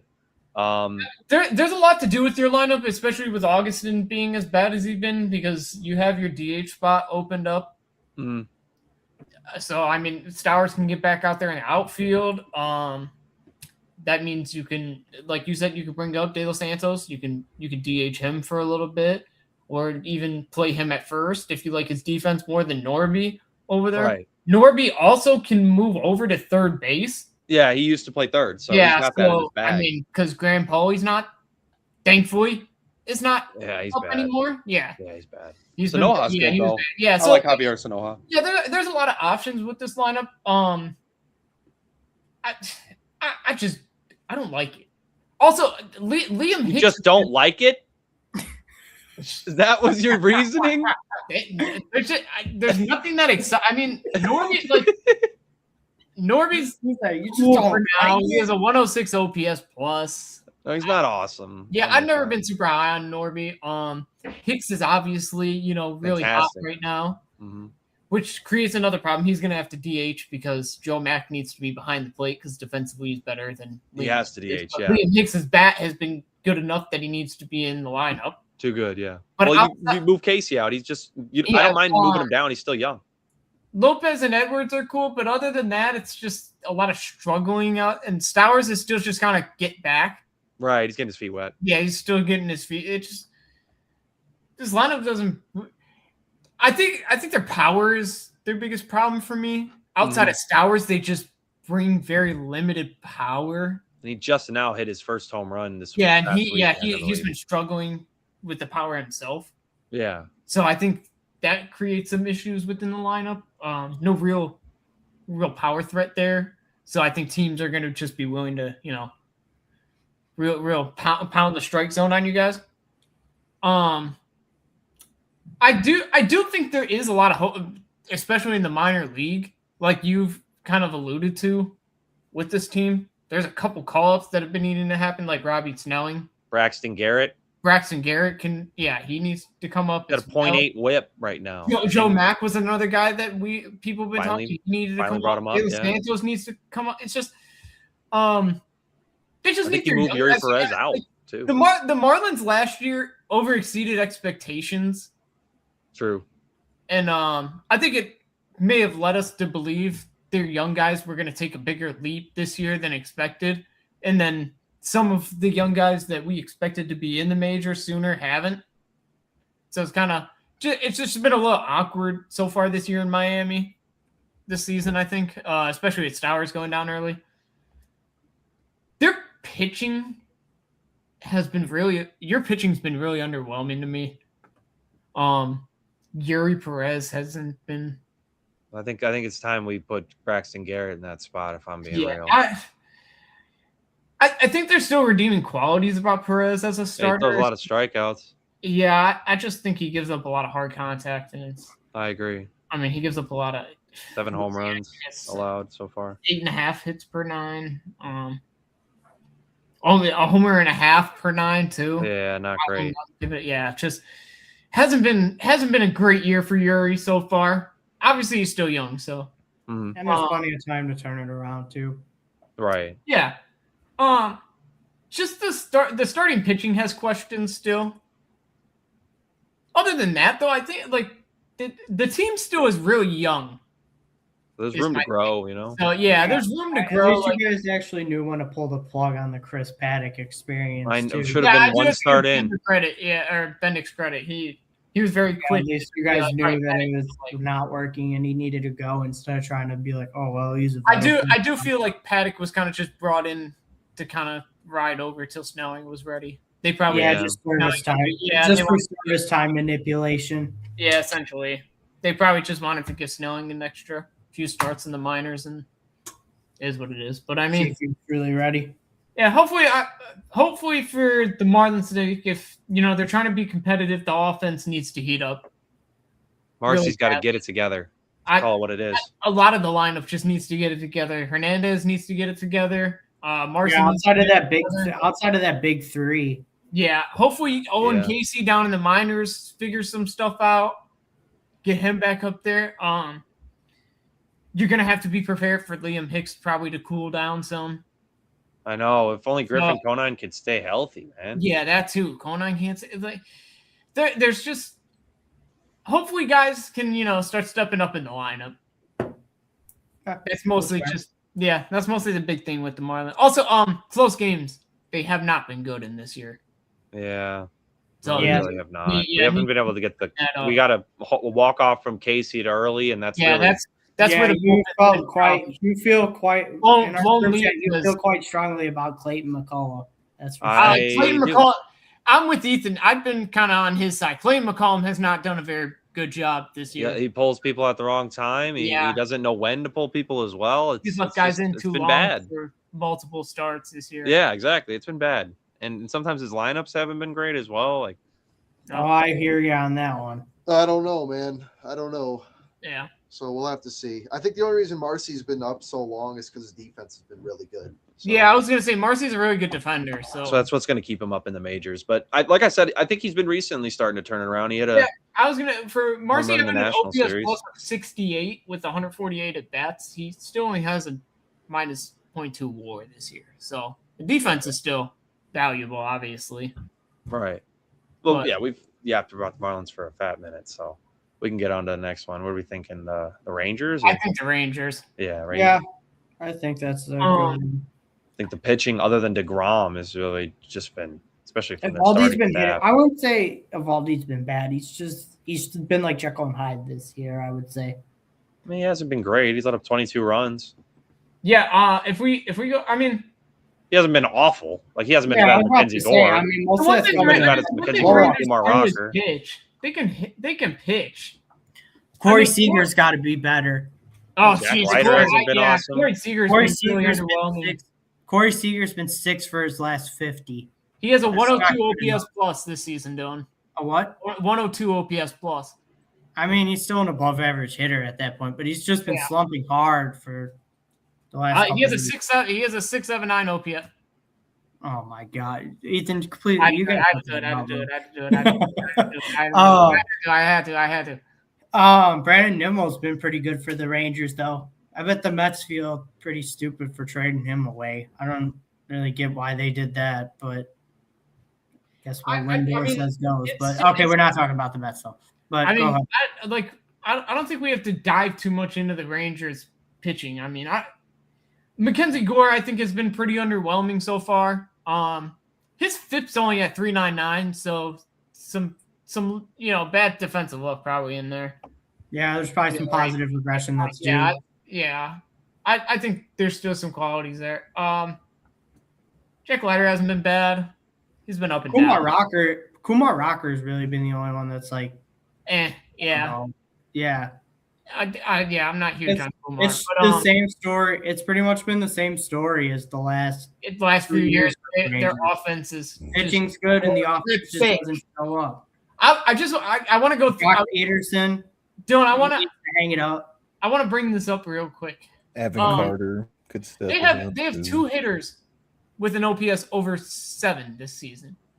A what? It's Josh Young and Brandon Nimmo. Everybody else is sitting in the 6s. Exactly. That's what I mean. And Josh Smith has also been hurt. He's missing time. But still, they just need to play better. The offense just needs to be better. No doubts about it. I'm gonna just be 100% honest. Like, this offense doesn't really excite me, anyways. Yeah, the Rangers will go as far as their offense goes because their pitching staff and their bullpen has had a great turnaround too. Their bullpen was one of the worst bullpens in the league last year. They're now one of the best. So it really comes down to what is the offense going to do? Are we going to see anything or anybody step up other than Brandon Nimmo? Is Wyatt Langford going to do anything? Is Evan Carter going to do anything? I mean, I feel like we've been waiting on these guys to recoup that 2023 magic now for years. And Wyatt Langford's on the injured list right now. Exactly, but when he's played 20 games this season, right? So it's like I don't know. What is Corey Seager going to get out of his funk? I mean, like I said, is Jake Burger ever going to do anything?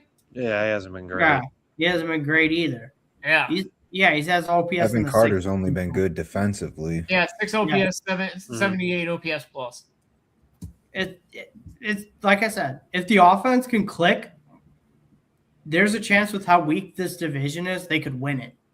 But that's a very big ask for the offense to start clicking. But that hasn't clicked in 2 years. Right. But if there was like a time for them to be like, okay, here we go, we can start to turn it around now.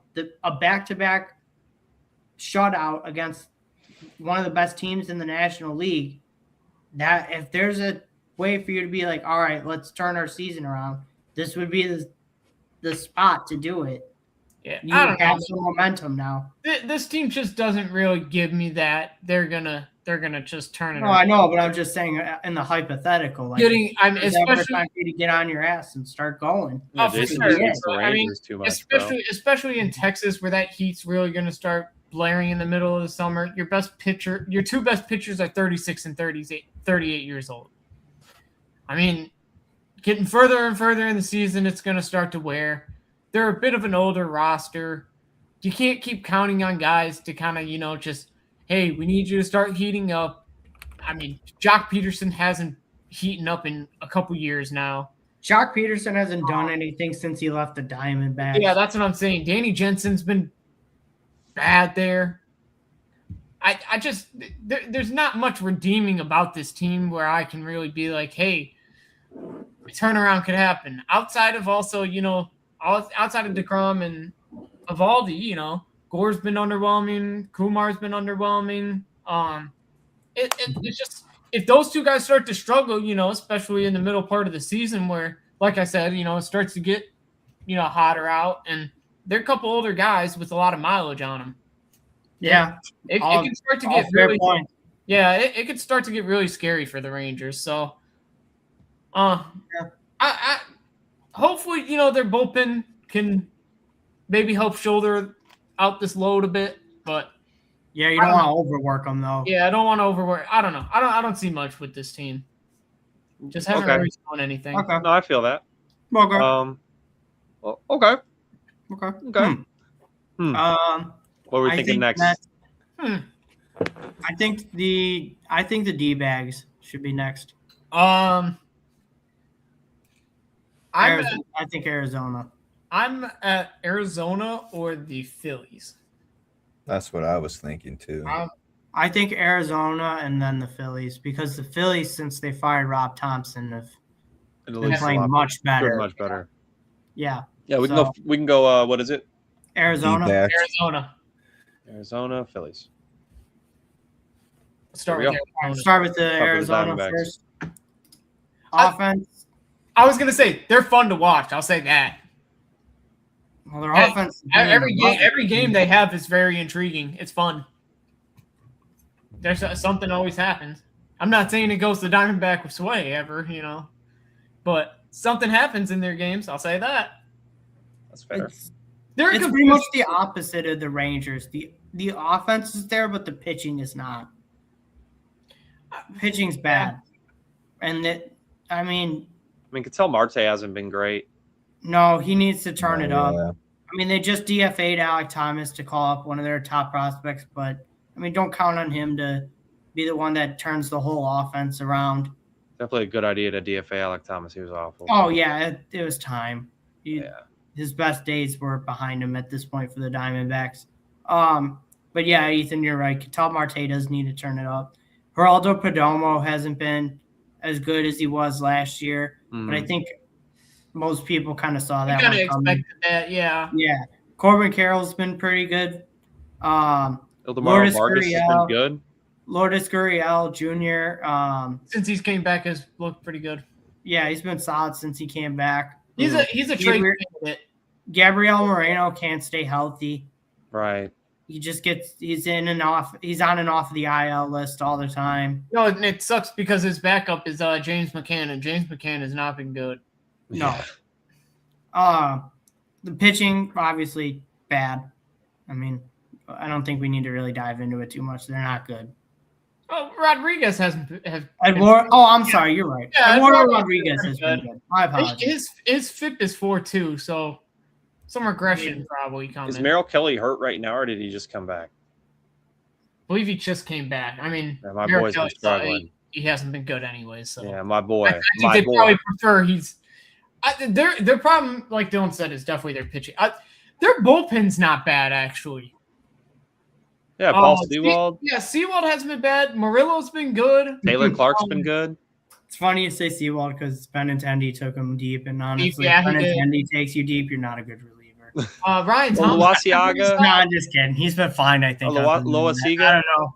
D-backs fans would probably have an opinion on him because I've seen some D-backs fans complain about him. Brandon Paddock has not been good. No, and the worst part is he has that big extension. He had that big extension too. He got, and he's been terrible ever since he got it. I believe they've taken him out of a starting role. No, he's in the bullpen now. Yeah, he's not even starting anymore. He's been that bad.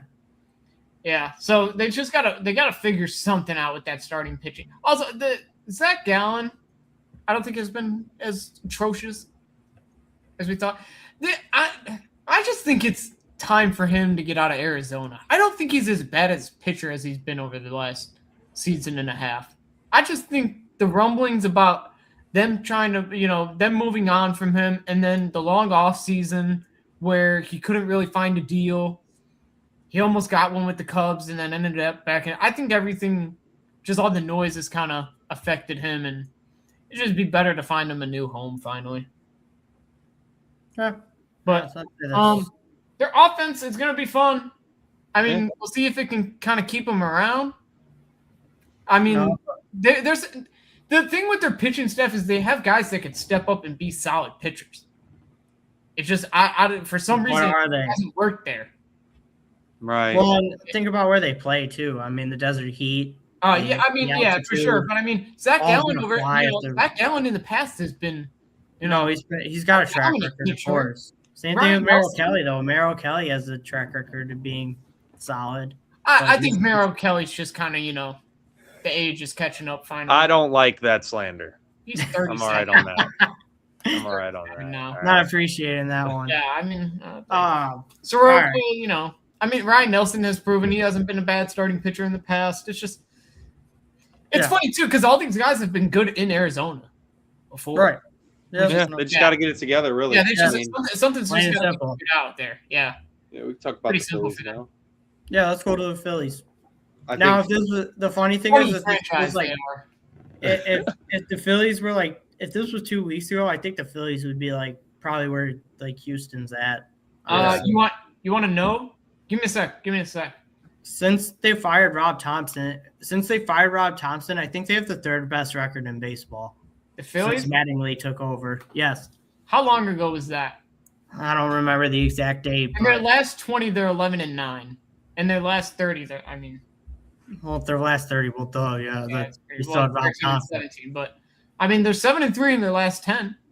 Yeah, so see, that's what I mean. Since they fired Rob Thompson, they're starting to heat up. But I think that's why they're ahead of Arizona, because Arizona started off the season above 500. Now they are under 500. Philly is started off deeply in 500, but they're almost back to 500 now. They're trending in the right direction. Philly's on the up. I think Arizona's on the down. That's why I think Philly is above Arizona in this retrospect. I think Philly for sure can keep climbing. So I mean, a lot of their back in at the All-Star break, there's a good chance I think that Philly could either be like at the very end, at the very top of the 11 to 15 range, or in that top 10 range. I think there's a good chance that you could see them in either of those spots. I don't know if they'll get that high, but I mean, well, I'm not saying like towards 6. Yeah. I'm saying more towards like 9 or 10. A lot of their turnaround over the past few weeks has had mostly to do with their star. A few of their stars have been kind of getting hotter. Schwarber. Well, it helps to get Schwarber's been a lot better. Harper's been balling. Right, Harper's Brandon Marsh has been really good this year. Very good. Brandon Marsh leading batting average. Turner's been better recently. I mean, Harper's been also better recently. Like their stars have just been better. I mean, it helps to get Zach Wheeler back. It helps to get Zach Wheeler back too. Yes. Definitely. Yeah, I mean, they're really like. There wasn't much to say about the Philly struggles other than their stars were not playing well. And don't forget getting rid of Tyon Walker too. That too, yeah. Yeah. I mean, that guy was an automatic loss every time he started. The stars not playing well, I mean, that's what the Phillies need. They need their stars to play well, or their depth isn't very good. So no. And I mean, even some of the guys they have in the lineup, I mean, Bohm's been atrocious this year, which hold on, he has reasoning for. So there's no reason to even, Yeah, I'm not gonna. I don't really care. Yeah, I'm not gonna shit on Alex, but Alex Scott has been. He's been in a loss. Yeah, whatever. Real Muto's age is showing up, which I mean it was starting to last year. So leave it to you to disrespect the Marlins legend. Yeah. All right. Shut up. Anyways. Adolis Garcia. It's Adolis Garcia. It's Adolis Garcia. I mean, 2023 was 3 years ago. No matter how we spin it with the Phillies, they have their problems in the lineup. But like I said, their stars have been stepping up the past few weeks, so it's looked a lot better. So we're not going to, comment on, we're not going to comment on them as much. The Rob Thompson firing seemed to have put a little fire in. Yeah, I think Mattingly is righting the ship and has them going back in the right direction now.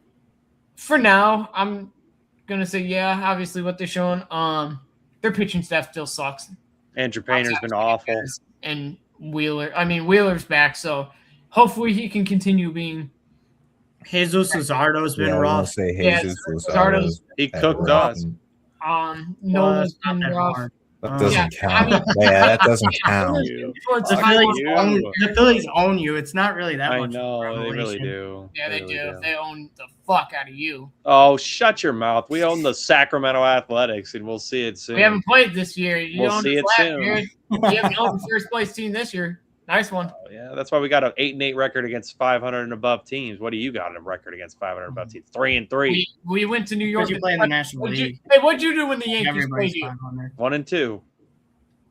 We don't have a number. Wait, it's a 0 in that. Oh, all right. Yeah, we'll see when we shout Nick Nelson. He goes freaking 0 for 13. You see what you're starting, Ethan? Nice job. Speak nice to me. Let's finish the Phillies. Nice to Let's finish the Phillies.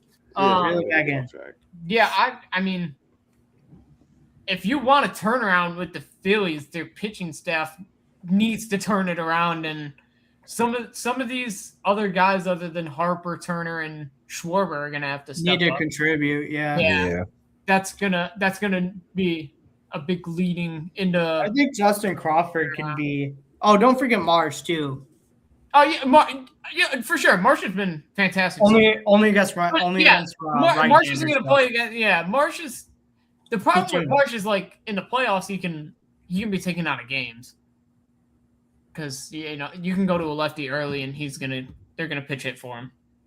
Maybe Mattingly lets him hit against some lefties more during the regular season to see where he's at. Yeah, because Rob Thompson didn't. I don't know if that's a thing. I doubt it, but we'll see. But yeah, we'll see.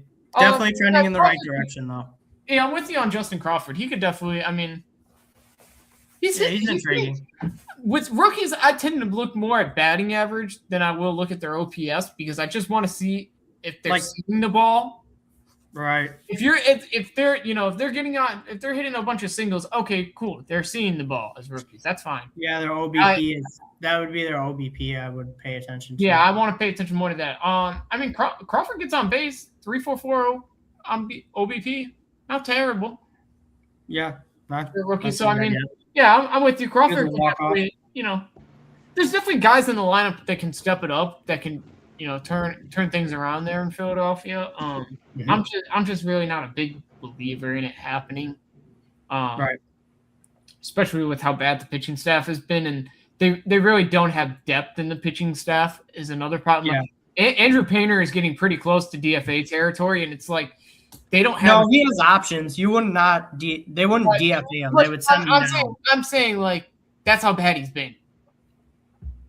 Yeah, they might have to get some stuff fixed in AAA. But they don't have any other options. Dave Dombrowski's.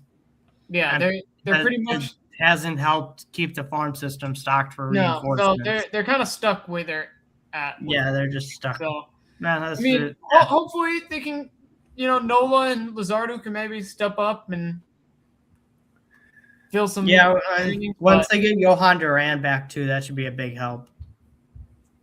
Yeah. All right. Who are we thinking for the next team? Number 16 spot. I think we're gonna see a big chunk of American League teams here. I think Seattle's next. Because that's what literally I was gonna say. I could see Seattle. I could see Detroit in this spot. I could see Toronto in this spot. Or Kansas City. Seattle. I could see any of those 4 teams in this spot. I'm at Seattle. I'm down for Seattle. I picked them to win the division. So. I picked them to go to the fucking World Series. So you did. You're right. And they just lost 2 or 3. They just lost 2 or 3 to us. Oh God, yeah. I mean, good Lord. No, that's the worst team. Cal How do you do that? I'm just kidding. Disappointing. Cal Raleigh. Jason so disappointing. Yeah. I think he needs to be put on the injured list because most did, honestly. I think he needs to be put on the injured list because I think his oblique injury is handicapping him more than he's let on. He has a 573 OPS this year, 65 OPS plus. Exactly. Yeah, that's what I mean. He's clearly playing hurt, and it's only affecting his stats. So to keep playing him like this is just not a good idea. They need to put him on the injured list so he can get healthy, and then hopefully he can come back and return to better form. I know he's trying to tough it out, but toughing it out is not helping him in this case. Like I'm watching him take his swings at the game I went to on Saturday. They did not look good. He looks lost at the plate right now. He hasn't had a hit all of May. We're 10 days into May, or 11, I'm sorry. We're 11 days into May, and he hasn't gotten a single hit yet. And I don't know why they continue to bat him so high up the order, too. In his last 5 games, down so he can get right. Even in his last 5 games, just 1 walk. Yeah everything that made him a great hitter has seemingly just disappeared. He has 2+ strikeouts in 4 of his last 5. Like it's just not. It's not going right now. I'm telling you, he's playing through an injury. He needs to go on the injury list. Give me a sec. This season, he's 53 strikeouts. Yeah. Naylor needs to hit better. I mean, he's been hitting better because he played the White Sox. I was going to say, his OPS is still under 700. It's at 7. Oh, it's exactly at 695. It's at 695. I think it was at like 6.5 before. before your guys' series, and you got it. Yeah, we'll see if Naylor. Rodriguez and Rosarena have been solid though. They've been good, yeah. Luke Rayleigh. I like Cole Young. Rayleigh's been good. Cole Yeah, Young's he had been 2 home cool, runs too. and 7 RBIs. Brendan Donovan's been solid in games he played. He was hurt. He missed some time, but he I was like, he was hurt. The problem for the Mariners is, like, when it comes to, like, their platoons and stuff, when they play lefties, the right-handers that they roll out platoon-wise are terrible. Rob Snyder's been awful. I mean, you got to move on from him. And obviously, when you play off platoons, like the better left-handers you have in your lineup can't play, like Rayleigh and Canzone. Leo Rivas hasn't been good. Yeah, he's been bad, really bad. I mean, starting pitching's been good outside of Luis Castillo. Yeah, Emerson Hancock's been a revelation, but Brian I get we can yell about the supporting cast somewhat, but like I'm sorry to say I'm looking at the stars of this team. I mean, Julio Rodriguez hasn't produced like the superstar that he's paid. He's got like a 760 OPS though. You can't really knock on him, but you can't knock on him when there's guys under the fucking 700 mark. I'm saying it's all their core guys though. And J-Rod's showing up. But Cal, like you said, he's been a rookie. J-Rod's always been a slow starter though. Oh, he always heats up once the middle of the season hits. Usually, he heats up around June, and then he's one of the best hitters. Seattle, man. Yeah, for sure. I mean, balls to go out for not being like a superstar at this his point. His defense right now is still really good. So I don't know. I don't agree with that take at all. They pay him to be a superstar. He's letting your ass know, bro. A 760 OPS. Are we calling that a superstar? You're paying Brent Rooker what, $12 million a year to hit under? We're not talking about Brent Rooker. Yeah, no, we're not. Yeah, I know, but still, his expectations. All right. No, I hear what you're saying, Jason, but I also agree with Dylan Moore. Josh Naylor's not. You're paying Josh Naylor a lot of money. Hasn't been that great. Cal Raleigh as well. Obviously, I'm with Dylan. I think the OP injury is kind of worse than. I think he's 100% playing hurt. Yeah, I think so. He needs to go on the injured list. Yeah, I think so. If Seattle was smart, they need to sit him down and be like, "You're going on the injured list. You need to get this injury healthy, and then you can come back." For sure, but what he's doing now? He's not good. Yeah, he hasn't been good. So at some point, you can't keep relying on a bunch of other guys to like Luke Raleigh and Leo Rivas, Cole Young. You can't keep relying on those guys to be carrying. Your stars need to show up eventually. Julio needs to show up more offensively. Al Raleigh needs to show up more offensively. Josh Naylor needs to show up more offensively. It kind of comes down like the last year when they went to the World Series, those were the 3 key guys. They really carried that offense. Rams didn't go to the World Series. They went to the ALCS. To Game 7. Sorry. But they made that run, dude. It was those 3 guys that really carried them. And so far, those 3 guys have been bad. Haven't been as – I'll say Julio hasn't been bad. Julio just hasn't been as Julio is. So, Randy's been good. Mm-hmm. I think so. Randy's been good. Hey, notice how I haven't put Randy in there. No, I didn't know who else. You were talking about Naylor being bad as well? Yes. I wouldn't say he's been bad. He's just been underwhelmed. Not bad. Up until the White Sox series, Naylor was around 650 on his OPS, and he's not a good defender.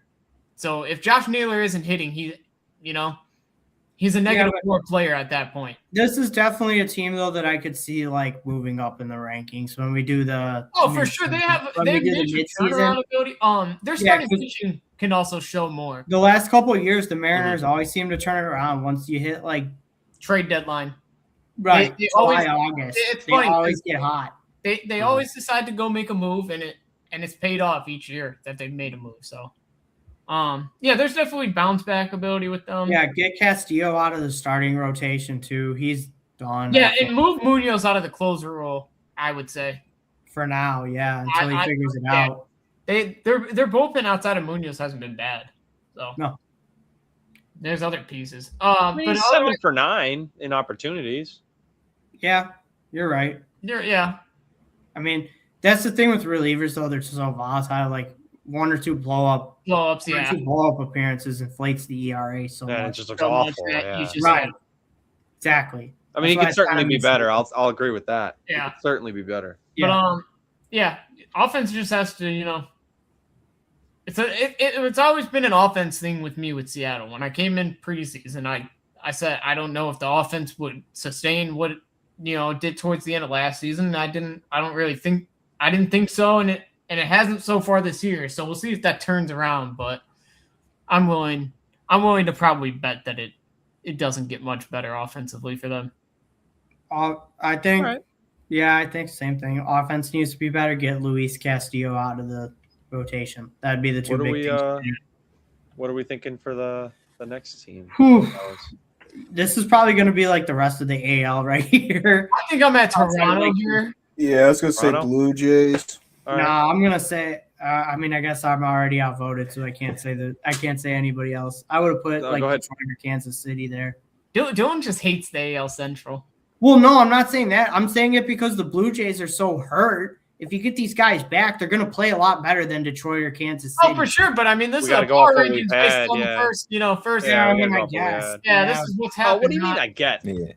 Yeah, this is about how much better. Yeah, punching.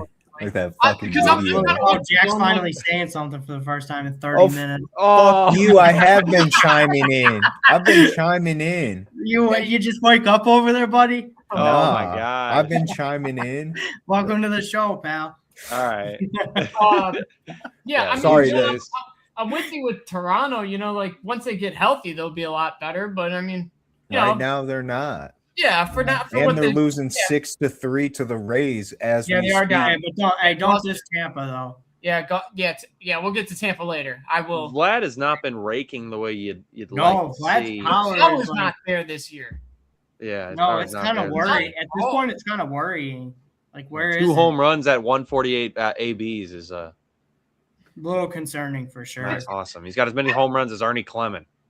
Yeah. The thing with Vlad is he's been more. He gets on base still. Yeah. Well, it hasn't still been. Got 783 OPS. Yeah, he hasn't been bad or anything. We're not definitely not. I'd have to look at his hard. I'd have to go look at his hard hit rate, but see if it'll turn around. Yeah. I mean, he's still 308 average, 395. Yeah. I mean, his slugging's kind of down. It's at. I was about to say I don't think the blame's going on him. I was just kind of pointing out. No, definitely not. Someone who you associate power with is just not hitting with power this year the way he normally does. Well, another person not doing well and hit for some power, George Springer. Well, Springer's been hurt. Yeah, I was like in games he's played. Yeah. Yeah, Springer's already battling injuries. I think Kazuma Okamoto's been pretty. Springer hasn't. Okamoto's been a really good. Springer has been great when he played. He's back now. Yeah, he is back. Yeah. Somebody, Dylan knows well. Lenin Sosa in that Blue Jays lineup. Mr. Zero plate discipline. Yeah. They haven't played him that much. No, not much. I was just pointing out. They barely played him. He's only got 53 He's ABs. not gonna. He was pretty much a DFA candidate. I mean, he was pretty much going to get DFA'd. I mean, he's pretty much just there till Luke gets back. And then, I'm not going to get DFA'd. He's out of option. I'm not going to be surprised if he does. He has no plate discipline. I think he has 100 plate appearances, and he hasn't drawn a walk yet. He has 53. Oh, he's 53. Yeah, I told you. Yeah, they barely played him since they've acquired him. No. But I'm saying on the season. Yeah, 53. Is he at 53 with the Jays? Or Sosa has 53 in general. Oh, in total? Oh, okay. Yeah. I thought he had more than that. Okay. No, I believe you. But all right, yeah, I mean, they've had some good bats still. You are right. It is 86. And he walks? Yeah, Baseball Reference won't combine them for some reason. I have to go into his whole thing. But he does not have a walk still. That's not good. Yeah, he still has not walked this season. Javier Baez walked so that man could run. Yeah, he has 20 strikeouts as well. They're like Dylan said, they just got to get healthy. Other than that, I mean, that's the name of the game. I'm kind of with Jack. George Springer really hasn't shown much even when he's been out there. I mean, he is 36, so I mean the decline's not going to be super surprising if that's what's happening here. Kazuma Okamoto's been. Okamoto's Yeah. been really good. Ernie Yeah, Clement also, I've liked this. He's kind of building off his good playoffs. Barger can't stay healthy though. That's another problem. Is it time to start questioning the Jimenez trade for them? Because I think they envision Jimenez to be more of a slap hitter, get on base as a top of the order guy or about 9-hole hitter, and I just don't. The glove's still there, but I don't really think the bat has I don't think the bat's never been there for him though. So I mean, I think they know what they were getting when they. Yeah, I mean the bat's never been great, but I think they envision a little. I mean, like in Cleveland, he at least he was a 298 hitter in 24. He was a 297 hitter in 22. Like there was some slap hitting ability there, and I think they were hoping to get more of that. But is Kirk back yet or no? Kirk's no. still out, right? Yeah. Kirk, I don't believe is. Kirk has taken 20 at bats this season. Yeah, because he broke his he broke something in his hand actually during the home opener for the Sox. Because I remember they took him out of the game. He's back. Yeah, he's back on the injured list. Yeah. Well, no, he wasn't back on the injured list. He's been on the injured list, I think. He's on the 10-day. Oh. So I believe they put him back on. No, I think he's been on there the whole time. It's just I don't think they ever moved him to 60-day. Yeah, I think pitching Dylan, for the Blue Jays is there's been some good and some bad. Gossman's good. Cease is good. Lauer's awful. Lauer got DFA'd actually. So he did now? Trey Okay, I was about to say, Savage, they got 8 games. Yeah, they DFA'd Lauer. Trey Savage is good. I mean, speaking of Gosman, Savage in his 3 starts since he's been back is blown up right now. Gosman's got 1 run. Well, I mean, Yeah. I mean, but every pitcher gets blown up once. So I mean, the it is what it is. The thing that scares me with Baltimore or with Toronto's pitching is that it's older, and I mean, like Dylan Cease has been. They were right. The underlying numbers were correct, which I was on that side anyways, of him, being more of a bounce. Yeah, he's been pitching like a Cy Young. Yeah, he's been really good. But other than Cease and Gossman, they're pitching. I mean, Trey Savage is back finally, so that's another. That should be a big help. He's been pitching well. He pitched well a couple days ago. That should be a big boost for them. Is Scherzer hurt? Or? He is. He's on. He's on a he 15 though. Yeah, they update from today. He's getting a cortisone injection after experiencing a reoccurrence of right thumb discomfort. Okay. He's probably done after this year. But I mean, they probably. I mean, they don't really need to rush him back anyways because Corbin hasn't been awful. Right. I could see them rolling out Scherzer just to get one more strikeout so he can get 3,500 and then they DFA him the next day. Yeah. I mean, I don't really see them doing that, but yeah, you're right. That'd probably be stupid to do. Yeah, he's too much of a legend, and I think they give him a decent amount of money. Yeah, I think you are right. That part. I think they gave him $15 million. Yeah, I think I was going to say it was like 10 or 15 million. So I doubt Toronto will just eat the rest of the money. Look at GM Dylan over here. I mean, it's pretty simple. Toronto just, I mean, get Springer and a couple other hitters to heat up a little more. Get a couple guys back from get healthy. That's the name of the game for the Jays. Get healthy, and if they get healthy, I think they'll be right back in the thick of it. Yeah, especially with how bad the AL has been to start this year. It's like outside of the top 2 teams in the AL, it's really up for grabs for anybody. You have 1 week of a winning streak, and you're like a front runner in that league all of a sudden. Like that's how bad it's been to start. Speaking of how bad it's been to start, let's get to another AL team. Mm-hmm. I think, in my opinion, it's the Royals. I think so too. Probably, yeah. Or the Tigers. I'm thinking Royals or Tigers here. I'm down to go Royals then Tigers, to be honest with you. Yeah, I was going to say that works for me. I think I'm thinking the rest of the AL Central goes in. Yeah, I was going to say I'm kind of paused. You know what? Okay, wait, I'm sorry, Ethan. Wait, I'll disagree with you. I would actually put Detroit first and then the Royals because the Tigers are on a downward trend. And the Royals are 7 and Royals are they're turning. You want around. to be honest? Shitty, but they've been. I put the Reds below the Royals. Yeah, Reds have been. Yeah, no, I would go. No, I put the Reds after. I would put the Reds after the AL Central teams. So we can literally because throughout the at rest least the of Reds the still have a winning record. The rest of this category and go in order. I mean, yeah, I get the record thing, but I'm like 3 games is not. It's minimal to me. And Cincinnati to start the year never really looked sustainable to me. There was never anything that like was super positive with their, with how many games they won. The outlook but looked good. I'm still putting the AL teams because the AL's been so much worse. I still thought Kansas City They're was on a a little 2-win streak too. Let's the Reds vote are on the order then. streak. We'll do those 4, but let's vote on the order. Okay. Wait, who's the 4th? The Reds and then the 3 AL Central. Oh, the Guardians are in there too. I thought that's what you said. Oh no, I just said Detroit, Kansas City. That's what I said. That's what I said. Yeah, I was thinking Detroit, Kansas City, we don't Cincinnati. Do the Guardians then. Yeah, let's vote on the order of those 3 then. Okay, so I would go with Jack. I would do Detroit, then Kansas City, then Cincinnati. Is that what we're thinking? I have Kansas City, Cincinnati, then Detroit. Detroit's last, that's for sure. Okay, so I think we can. Well, there's 3 out of 4, Ethan. So you can at least put Detroit in there now. Detroit at 14. Okay. Mm-hmm. Yeah, they're. And then 13 would be the Royals or the. Yeah, because me and Jack said the Royals. So I don't know. What do you think, Ethan? You can tie it here if you want. had the Royals at 14, so that definitely. Okay, so then. Yeah. And then the Reds. We'll do the Reds. Yeah. And then okay. All right, let's start with Detroit. Tigers. Yeah. Tigers. Hey, my cheeseburgers. Really, Randy? What do you call it? All right, sorry. You're locking back in. Obviously, my the boy biggest Flaherty has not been good. The pitching staff. Verlander, hurt. Flaherty, bad. Mize, hurt. Verlander, hurt.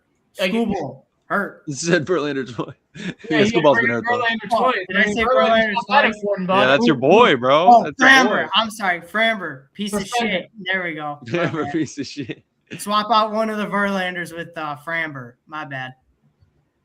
But Keeper Montero's cool. Yeah, he's solid. Never got blown up his last start too. I mean, they don't. And he threw at Trevor's Story because he doesn't throw a ton of innings though. Like Keeter's kind of like a. Keeter and Montero has an injury history. Tyler Holton's been good. Yeah, I mean they've kind of had to go back to like back to the opening. I don't know. Yeah, back to the bullpen. Like everybody's a reliever and everybody pitches kind of strat since their whole. I mean, when your whole starting rotation outside of Framber's hurt, Framber's going to miss his next start because he's suspended for throwing at Story. Yeah, it's just. I mean, they got swept out. They got swept by Boston at home. They lost. It was either 2 or 3 to Kansas City or 3 or 4 to Kansas City. I think it was 2 or 3. 2 or 3. Yeah, they lost 2 or 3 to Kansas City. They're not in a good spot right now. They looked like they were gonna walk over this division easily, and because of the injuries to the pitching staff, it's gone to hell in a handbasket. Kevin McGonigal's been really good. Baez is hurt. I don't think he was doing that great anyways, so I don't really know why I even brought him up. Guys just I don't know. Riley Green's been good. Torque's been all right.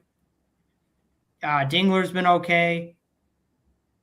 I mean, I don't know. It's just a bunch of guys that have been okay.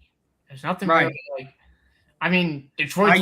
They're 500 for a reason. I mean, everything's just been okay in Detroit. There's nothing exceptional. They're under 500 actually.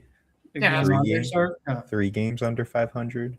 Oh, excuse me. I mean, let's get it right. I mean, still, because their division leader is 500. That would put them in first. Mm-hmm. That's why it matters. That's why it matters. I mean, they play like the record shows. It's just okay. They really wanted to show us. They got Glaber's hurt. Yeah, Glaber's hurt. I mean, Well, Keith has been just Kerry Carpenter also now just went on the injured list. Carey apparently won't get played against lefties, and he's a terrible outfielder. He has like one of the worst defensive ratings of any outfielder in the last couple of years. It's just, I don't know, it's rough for them. Like the top guys are cool, but after that, it like I don't know, it gets even still, it's like almost like a Seattle problem. Their top guys just haven't been amazing this year. Green's been good. Riley Green's been good. Riley Green's been pretty damn good. McGonagall's been pretty good for a rookie too. I mean, Yeah, 395 OBP as a rookie. He has more walks than strikeouts as a rookie. That's pretty damn good. Torres has been pretty average, and he's hurt now. Torkelson's been okay, but like AJ Hinch, I'm more of on the problems AJ Hinch. I haven't been a fan of what AJ Hinch has been doing over there for the past year and a half now. Yeah, his lineup construction. I don't like the way that he handles the pitching staff, where he just doesn't want to, he doesn't seem to want to give he doesn't want to give starters the ability to go deep in innings. He wants to trust his bullpen too much. And I think that gives them the recipe towards the end of the year. It's disasterful. Too many bullpen games. I think his lineups, he juggles around guys way too much, especially Torkelson. Like yesterday, me and Dylan were watching the game. I think Torkelson was batting 7th. Yeah. And I was like, he was batting 7th. Yeah, I don't really know why. When they had two guys. Riley Green is their best hitter, and he sometimes has moved all around the lineup. And it's like, I don't know. AJ Hinch just doesn't make sense to me at times. And I think some fingers need to start being pointed towards him with underwhelming bats that they have. Especially even in their platoon. Kerry Carpenter is probably their best hitter. And like Dylan said, I don't think he's seen a lefty this year. No, Kerry Carpenter is definitely not their best hitter. I mean, I think overall probably. Riley Green? I mean, this year, yeah. Right now, Riley Green is. Last year, probably over the past 2 has been Kerry Carpenter. He just doesn't hit lefties. So he just doesn't see the at-bats. So he's garbage. Yeah, but... No, I think it's just the AJ Hinch thing. I think it's just the AJ Hinch philosophy thing. Because Kerry Carpenter's shown, before he came up, he could hit lefties. Not this past few stretches. He's been kind of struggling. Oh yeah, I mean his numbers don't. I know. Kerry Carpenter at the game log. The OPS this year, he hasn't been amazing, but like I said, I think over the past 2 years, that's probably been their best hitter, and even in the playoffs. Yeah, I think their pitching staff needs to get healthy, plain and simple. Framber needs to stop being a piece of shit too. But that's not. Their pitching staff, it's just kind of, it's going to be rough. No Reese Olson this year.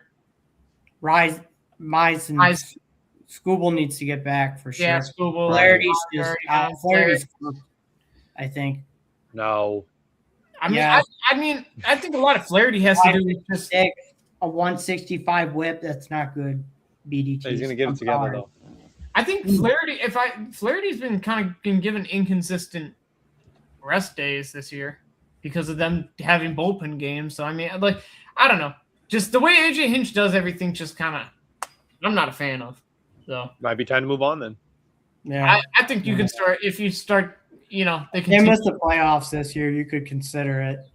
I think if they keep sliding, I think you start to consider. This division seems like that theirs to lose to start this season. Like they probably should be leading this division by and if Kansas City's not games leading the division, I think you really need to start looking at AJ Hinch and being like, you couldn't win the division. Yeah, they should be leading this division right now by like 5 or 6 games. Yeah, easily. But because of their pitching staff going to hell in a handbasket and their offense just being there. Like outside of Riley Green and McGonigal, like somebody else needs to do something. Yeah. No. Kerry Carpenter needs to never see the field again. Because That play. Unfortunately, he's got to play somewhere because. Yeah, I know. But that play he gave up to Bobby Witt to get that inside the Parker was just embarrassing. Yeah, we know. All right, Yeah, let's we can move on to to the next one. Next mid AL Central team. Hello, Kansas Royals. City. Salvador Perez has not been good. No, He's old. That's a DH too. I think age is finally catching up with him here. Right. Pasquantino needs to be better too, because if you go look up his stats with runners in scoring position. Oh, it's been terrible this year. He's been rough this year. Not good. Yeah. Not a good time to not be good. No. It's really funny. The guys that he could turn it around though. I have more faith in Vinny to turn it around than Salvador Perez at this point. Mm-hmm. Go ahead. What were you gonna say? I mean, the guys you expected to be good in this lineup haven't, but some of the guys I expected not to be, also good have been better. Like, I mean, Kyle Isabel's has been more productive this year. Same with Isaac Collins. Got some more productivity out of the outfield, which is a huge problem last year. They got none, which is probably pretty much the reason they missed the playoffs, because they had White Sox level production out of their outfield last year. Yep. Yeah, that's not gonna work. Jonathan India's out for the year, but India's out for the year. Like he was doing great anyways. Yeah, he wasn't much. I mean, Michael Massey isn't really much of an upgrade though. So local legend. Yeah, local legend. Shout out. Carter Jensen's up. So yeah, and he hasn't looked awful. Like I think there's a lot. Like Kansas City's kind of young still. Oh yeah, they got some young guys. Yeah, they especially in the lineup. Michael Garcia's been pretty good. Yeah, he's been batting well. Witt's been good. Witt's been Witt. Yeah, Bobby. He's been balling. But he started really slow. Yeah, right. he's bad. He really heated up the last couple weeks, though. Yeah, he's almost at a 3 WAR now. Yeah, Jack. His defense is so good too. So good. Jack Caglione is playing much better than he did last year. I mean, it's 737, but compared to where he was last year, much better. Getting better. Still needs to get better, but at least it's a step in the right direction, at least. Yeah, I mean, a lot more of like where the disappointment has been to me is kind of the 2 top guys we expected in the rotation, honestly. It's been Noah Cameron and Cole Reagans. 2 guys I expect, the 2 aces of this rotation. I thought both guys have kind of really struggled this season. Yeah, I think Cameron, he has a 4.32 FIP, so maybe some luck obviously has gotten in there. I know. Yeah, yesterday we watched Detroit show him out a bit. Yeah, I mean, hitters are hitting 293 off of them. That's not very good. Yeah, they're plain and simple. Cameron's been just bad. Yeah, just not very good. And I mean, Reagan's has been surprising though. Yeah, that's where I'm kind of.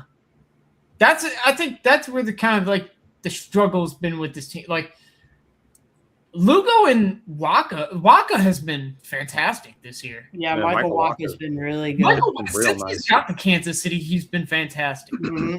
Lugo's been good. Lugo's been good. I want to say Michael Waka. I just want to say something. Michael Waka's had. If he didn't have those few years after, like when St. Louis moved him to the Mets, if he didn't have those couple years where he kind of struggled with the Mets in Boston, Michael Waka's had a really underrated career. Like a real good high-end starter across multiple teams for, what are we on? We're on year 13 now for him? Like 13. Real good starter there. Underrated. But and then, I mean, for the bullpen, Carlos Estevez just falling off. I think he just had that blow up against the Braves. That's it. He's on the injured list. Yeah, he's on the 162 ERA. He had that blow up against the Braves, and then they sent his ass to the injured list. Yeah, but 162 I ERA. think Lucas Erceg has filled in nicely for him. 10 out of 12 on save opportunities. Yeah, you like that. I think if Carlos Estevez does come back, I don't know if he was out for the season or he's just going to miss time. But if he comes back, it still should be Erceg as the closer. I don't think Estevez should just walk back into the role. He's Alex shut Lang down, hasn't- he's shut down from throwing for 3 weeks. So Okay. he's gonna probably miss a month or two. Yeah, I mean, Yeah. That's what I would expect. yeah, we'll see. I mean, most of the other guys in the bullpen have been good. Matt I mean, Strom's Alex Lang. decent. Alex Lang has a bit of a higher ERA, but he's only. I mean, his batting average against is 221. So I mean, it's not too bad. His whip's really high though. That's the problem. Yeah, I would just say like Vinny needs to play better. Salvi needs to play better. Cole Reagans and Noah Cameron need to pitch better. And they can turn it around, yeah. Yeah, I mean, they've definitely been on the upswing for sure. Like, they played a lot better the last couple weeks than they did at the start of the season. So if they just keep playing like they have been, there's a good chance. Great. Oh, whoops. Oh, geez. Marlon's great. Yo, no. I think, though, like, if the Royals stay on the up like they have been, I mean, there's a legit chance they could win this weak-ass division for sure. Oh, for sure. Yeah. I'm Absolutely. Yeah, the Guardians don't really exact confidence in me for being front runners. Obviously, like, you'd want some guys on this Royals team to step up. Actually, I think there's a move to be made for another bat in that lineup still. If they want to get more serious about contending, just because I mean, Perez is 36, and I mean, I'm sorry to say he was showing some signs of decline last year. So if this is where we're headed towards, it's just kind of, maybe we need to find an upgrade. Well, that's why they have Carter Jensen, but for sure. But I still think they need to add another bat into the lineup because Salvador, like some of the value from the past few years of the Royals, being a playoff team has been Perez. Yeah, I mean, you'll see if he can heat up or not, though. Yeah, we'll see. But if he's looking like this all year, it might be time to move on. Yeah. All right. Tell me about why you guys love the Reds so much. I don't love them. I mean, they're. I don't think they're better than either one of these teams. I think they're better. First off, they play in a much harder league. The National League is miles ahead of the American League. Yeah. If the Tigers or Royals had any decency to them, they would be like in first place. The Tigers based on strength of schedule this year, the Tigers and Royals both have had a harder strength of schedule. Oh shit! Shit! Got his ass. I still don't care. American League is just so much worse. The Red schedule has been somewhat cupcake. Apparently. All right. Well, I think Ellie De La Cruz and Sal Stewart's production so far has been, astounding. And I don't understand why Terry Francona is boneheaded and doesn't bat them 1 and 2. All right, seriously. Sal Stewart should be batting second, and Ellie De La Cruz should be batting first. Because the rest of his lineup sucks that badly, he has to kind of spread them out. No, Spencer Steer's been all right. Daniel Lowe's been good in games he's played. Yes, Nathaniel Lowe's kind of. I mean, he's a. I don't know what's up. Is Bleede hurt so far? Eugenio Suarez got hurt, so I don't even. Yeah, he's on. I just saw the update. JJ Bleede is hurt. No, JJ Bleede isn't hurt. Eugenio Suarez is hurt. JJ He Bleede took was 50 swings on Thursday. So he's close. He's getting close then. Sadly, Hunter Green though is on 60-day IL. Hunter Green. Oh yeah, we knew that. He's not coming back till July. Yeah. So they're doing all this without their ace, right? Right. Yeah. Freeze's ace. Yeah. I mean, yeah, they're doing. I mean, Key Brian Hayes getting 100 at bats is kind of criminal considering how pissed poor. He's 100. literally he's a glove guy. He's pretty much the worst. So bad offensively. Yeah, he's batting 139 this year. He's pretty much one of the worst batters, if not the worst batter in baseball. Probably the worst hitter in baseball. You can argue really bad. One off. I mean, he's got a 422 OPS. Like, holy smokes, that's terrible. Bad. Like, this lineup outside of Ellie and Sal Stewart and Matt McLean's been bad too. Friedel's been bad. So horrific to me. Spencer Steer's fine. I was just gonna say, he's been doing fine. You gotta include Spencer Steer in that. Cool, but he can't. He's not an everyday guy. Right. Who? So, Nathaniel Lau. Oh, Nathaniel Lau. Yeah. Tyler Stevenson's been bad. Lau's just a platoon guy. That's all. Yeah, I mean, you see that in his games played. He's just a platoon Suarez comes back. I mean, Suarez he hasn't been great. He hasn't been great, but yeah. I mean, it was only. It hasn't been bad. Not even for Suarez. It wasn't even 100 at bats though. For sure, but I don't believe in this offense. It's outside of Stewart and De La Cruz. It's just bad. I don't really see anybody getting it together either. Most of these guys that are struggling have struggled for the past season and a half. Stevenson hasn't been good since 24. McLean hasn't shown me much really at all. Steer gets hot. We could see some difference maybe, but I'm up and down on Spencer Steer. And then, I mean, the other thing nobody's talking, their pitching staff outside of Chase Brent, it's not very good. It hasn't been good. No, you're right. Brandon Williamson's been bad. Brady Singer's not been good. Rat Lauder been struggling. Andrew Abbott's not been good either. And Williamson just had Brady Singer's been terrible. He's allowing a 323 average against. Yeah, Brady Singer's been really bad. 53 hits on 38. Nobody won that trade. No, nobody won that trade at all. Jeez. Jeez.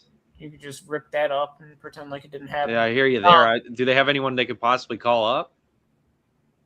The Reds? Yeah. I mean, most of the guys in their system have been called up. That's the thing. That's my big problem with this team. Yeah, they might need to list this is all like the team they're rolling out there is all the top prospects that they've had over the past few years, and none of it's really worked out for me. And they've had a weaker schedule to start the season, and they recently just went on that big 9-game losing streak, and we all saw why. They can't put up runs. They had the issue last year. I mean, they made the playoffs with 84 wins. The National League was a little weaker. There's a reason why they only had 84 wins still with as dominant pitching staff as they had last year. They couldn't score. And it's the same story this year. And now that the pitching staff isn't as dominant as it is, where's the direction for them after this? Because I think you finally need to start looking at their top guys. Stevenson, how much longer can you keep hoping that he recreates 2024? That's not happening. It's not happening. Yeah. How much longer are you gonna believe in keep Brian Hayes to hit the ball every once in a while? I think he's it's done going down once Suarez is healthy. I think so too, but we'll see because teams. Yeah, you're right. We'll see, but I think that's the logical, What he showed in Pittsburgh. Yeah, the right move would be to do that. I think. Is Will Benson gonna ever step it up? Probably not. I don't see it happening. Spencer Steer, will he become consistent? No, I don't think so. Been asking. Oh my gosh! Yeah, the same questions have been popping up with the Reds for 3 years now, and they still have yet to take a step.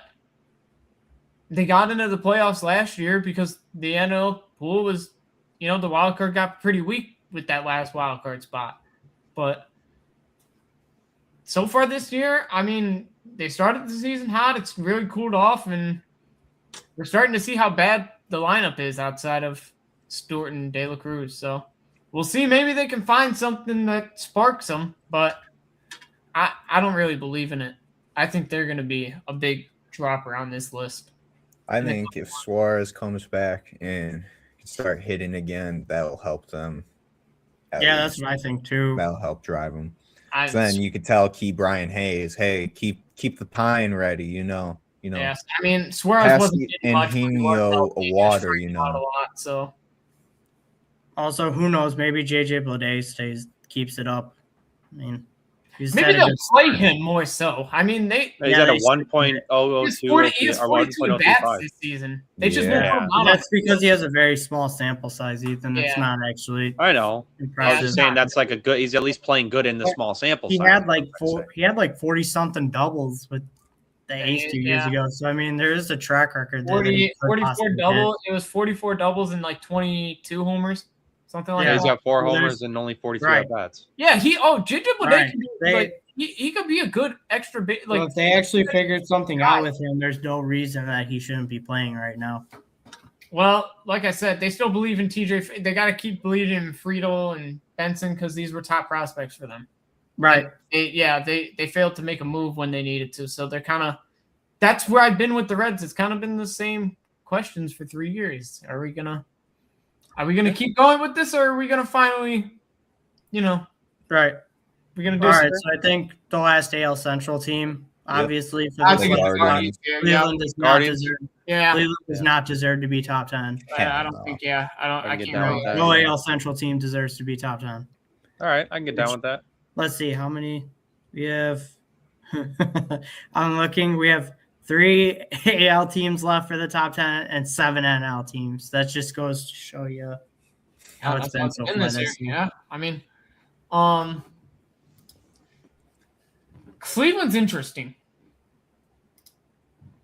I don't really know what to say about them offensively right now because it's the young guys stepping up and it's been the vets that have been struggling. And Bo Naylor, I think, they sent him down. Done. Yeah. Yep. I mean, that's why they traded for Bailey, I think, because Bo Naylor, I just don't think he's the guy. The problem is like if you're not gonna, as a catcher, if you're not going to hit, you got to be good defensively at least. And Bo Naylor is neither. So yeah, but I mean they're vets. Jose Ramirez has been off to a slower start, but he's walking more than he strikes. And he's striking out a lot. So and Jose Ramirez has a track record where he'll definitely turn. I think he'll turn it around. He'll have once the weather warms up. I think he'll have like an OPS over 800. I'm not worried about him. Right. Stephen Kwan definitely worried about because he has a 570 OPS through 40 games. Like that's a bit concerning. The defense is like the only thing that's keeping him at a negative .1 WAR. I'm so sorry. He's barely above. Right. He's not been good to start the year offensively. Chase DeWater's been really good offensively to start off. He's had a fantastic DeWater's been to his rookie year. I mean, he hit 5 home runs in the first week of the season. Yeah. So the power bat's cooled off a bit, but still. He's getting a ton of hits and he's walking more than he's striking out. So I mean, he's showing positive signs still. So the power isn't everything to his game. Martinez has also bounced back this year. Rocchio's looked a lot better. They got Kyle Manzardo is still struggling. I don't know if Kyle Manzardo's it either, honestly. Yeah. I'm kind of out of Manzardo. I'd rather them just play David Fry. And then Rhys Hoskins, I mean, I don't know. I guess I get what they were doing in adding him. He's fine. He started hot, but he's just really cooled off. Schneeman's really good for them, too. I mean, he's just fine. That's the best way to describe. That's the best way to describe Hoskins. He's just fine. He's Naylor, fine. we just talked about. He got sent down. Fry's been having a good year because he's finally healthy. He's like 100% healthy finally after last season. So, and you're seeing it in a small sample size. He's more of a platoon bat, I think, judging on the games that he's played so far. I think Cleveland's just confused where to play him. And then Travis, they just called up Travis Bazzana. I think he'll be pretty good. Yeah, because he's got a great eye. He's got a great eye at the plate. Yeah. In this game, he's got a hit for a double. That's what I meant to call him. 2 RBIs. He's got a double? Yeah, and 2 RBIs this game. 2 RBI double? Nice. See, that's what I mean. Like the kids, the young guys have really stepped it up, and it's been the vets that have been struggling for the Guardians. Yeah. It has But I'm not worried about Jose Ramirez at all. For sure. He'll turn it around. Their pitching staff has been pretty good. I mean, I think that's one of the biggest reasons they're in it. Because Ciccone has been bad. Yeah, Slade Ciccione has not been good, but other than him, I mean, the staff's been pretty damn good. Hey, remember Williams. That's the main piece they got from trading what's his name to Seattle. Naylor. Really? Oh, really? Yeah, I believe so. Man. Tough scene. Yeah. Kate Smith has stepped into the closer role nicely since Emmanuel Clase decided to gamble. Pull a Jason. Yeah, pull a Jason and become a degen. I mean, well, he probably wasn't hitting his parlays like I was. So. Oh, shut your Oh, mouth. brother, You've lost shut me so up. much money. Anyways. I mean, well, But you don't know. anyways, yeah. You saw. Parker Messick's been pretty good. Gavin Williams been good. 66 Ks, yeah, that'll work. Yeah, Tanner Bybee's been good. Or fine. I shouldn't say good, but he's been fine. You know. Cantillo's been good. Yeah, Cantillo's been good. Slade Ciccione's like really the only one that kind of makes your eyes like jump for starter wise. And like I said, Cade Smith's been good out of the pen. I mean, Vesta's they have some guys.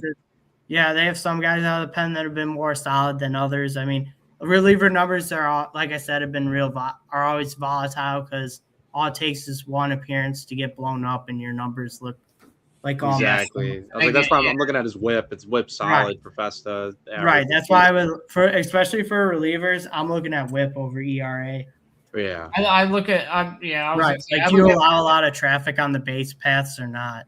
Right. Like, see, you could tell. FIP for relievers is big for me as well. Right. Like, see, you could tell Tim Herron's getting lucky because he has a 0 ERA in 12 innings, but his whip's 1.5, and he has a 244 average against him. Yeah, he's got 11 hits. 4.3. Right. So he's bound. Regression's going to hit him hard. Right. Eventually. I agree with that. I mean, there's ways for Cleveland to compete this year. Obviously, I think they need to realize Sheenman and Fry, as long as they're going to be hitting as well as they are, need to just be playing every day. Yeah. If somehow, because Jose's going to, I'm not worried about him. Yeah, Jose's going to hit. If Quan, Steven Kwan needs to. Quan and Manzardo need to hit. That's what it comes down to. If Quan and Manzardo can hit, they'll be in a good spot to win this division. Easily. I think more key in on Manzardo. I think Manzardo needs to hit more than. If Quan can still bring you value defensively, it's whatever. Because Quan was Quan's never been this. He's always. The problem with Quan these past couple years, especially, is he's has hot first halves and he's just dove down in the second half of the season. Well, he ain't having a hot first half. But at least, maybe it's going to be cold first half, hot second half. Maybe we're getting that this year. Yeah, but he needs to at least have like a 750 OPS, not a 570. I don't care how good the glove is. If your OPS is 570, that's not good. Yeah. If you're asking Quan to be, Steven Kwan's been a 750 OPS guy twice in his career. He was a 705 OPS guy last year. Well, that's what I mean. Just give me 700. Give me league average at least. Yeah, you would just like him to get on base at least some. Get the average. He gets on base at a fine clip. This year he's 204, but his OBP is 307. So he sees the ball well. He's got his when he walks as he has strikeouts. It's just his quality of contact needs to be better, I would presume. Quan? Not Quan. Quan's batting 208 this year with the 304 on base. Well, it's probably because of the game that's going on right now. Those stats that Ethan has probably doesn't include tonight's game because it hasn't completed yet. Oh, yeah, that's true. I can tell you what he's baseball. He's walked twice and struck out at his 3 at-bats. Oh, wow. Yeah, I was going to say baseball reference probably isn't including that. But no, I think the division is clear. At this point, this is probably Cleveland's division to lose. Yeah. No, I'm not. No. Okay. They keep it up, but nah. Kansas City. The whole division's right there. It's a 2. Yeah, we'll see. Yeah. You're a liar. I don't really think this is Cleveland's to lose. This is pretty much the competition to who gets slimed by whoever makes the wild card. Yeah, if Cleveland had a bigger lead, I'd probably say maybe then I can go with it's there just to lose. But I think there's still a lot of clearing issues. Will have the worst division winner. They would face the top wild card spot, right? Yes. Yeah. Yeah. So pretty much that'd be Tampa or New York. So congratulations. You never This know. is who you get to face. Who are we thinking for the next team? I think it's got to be. I think it's got to be the A's. I'm kind of more with Pittsburgh right now. Right here. Yeah, I think Pittsburgh should be next. Jack? I can actually get behind that. Pittsburgh. Yeah. All right, then Pittsburgh it is. Yeah. Not bad. There's been overwhelmingly big positives in Pittsburgh this year, considering that the big issue over the past few years is the front office hasn't been willing to seemingly, I don't even want to just single out spending money, but look to field a more competitive team, I'll say. I think fans have been kind of annoyed by that in Pittsburgh, but I think finally this year has been the year that they have done that. They've gone out and they fixed their offense. But while doing so, their pitching has fallen apart. The thing that's been weird is Skeens has been good. He's gotten blown up twice this year, I believe. Whatever. I mean, it's gonna happen. It's a long season. Mitch Keller's been good, which has kind of shocked me.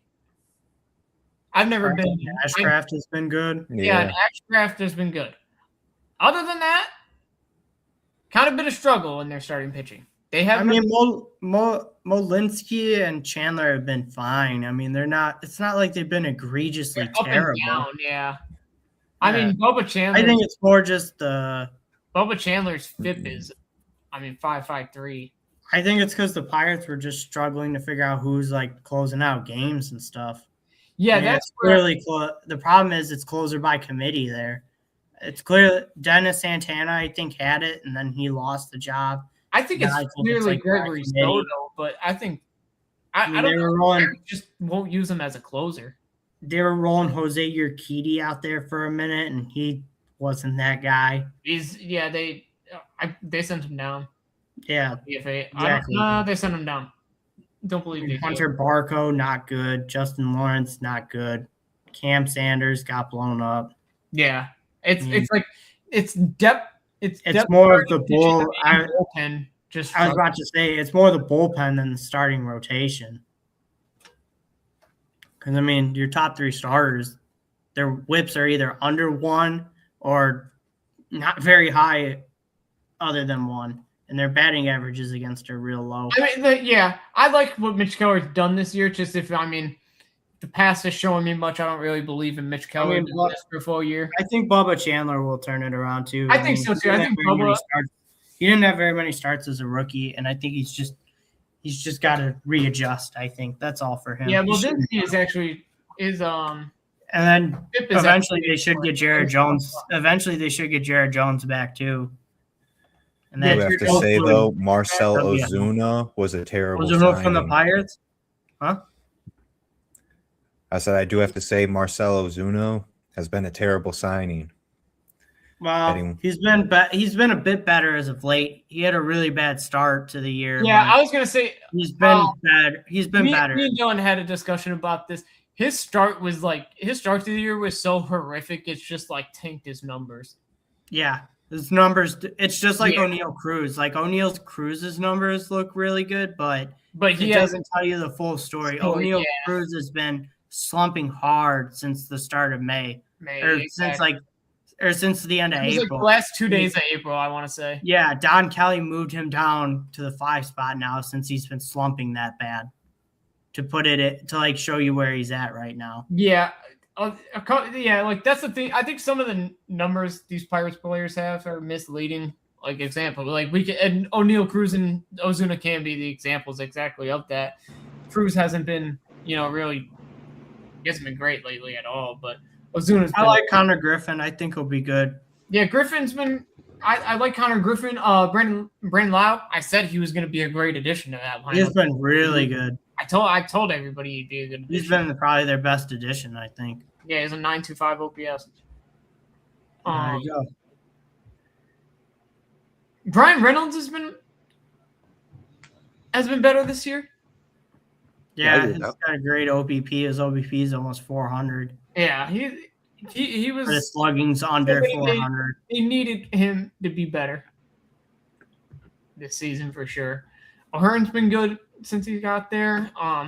It's just their pitching's just got to figure it out. The offense is solved, I think. No, I wouldn't say it's just the pitching that needs to figure it out. Ozuna needs to obviously recover from his keep recovering from his atrocious start, and then O'Neal Cruz needs to get out of his slump.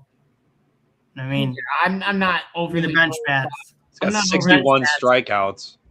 They need to get a bit more production out of their catching too, out of their catching position. Henry Davis is bad, and Joey Bart. I don't bring up the catching position because I knew it was going to be awful going into this season. So it's just like until they go make a move finally, I don't really want. Yeah, but still, I mean, think about it. That's like an automatic out, and that's an automatic out. I know. 216 at 259.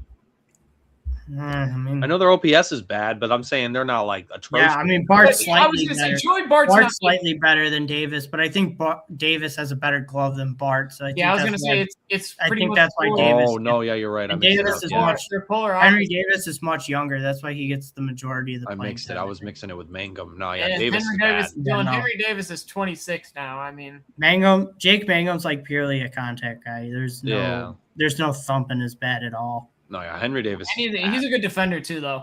Yeah, but I like I said, I think the Pirates' issues are just.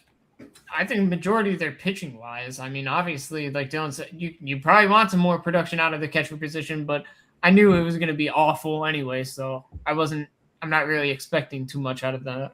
I'm not really worried about O'Neal Cruz having a struggle right now. He'll figure it out. The power will still always be there as well. No matter how much he's struggling, he still could take somebody 400 just like that. As long as the rest of the offense is going to, Horwitz is at an 8 OPS.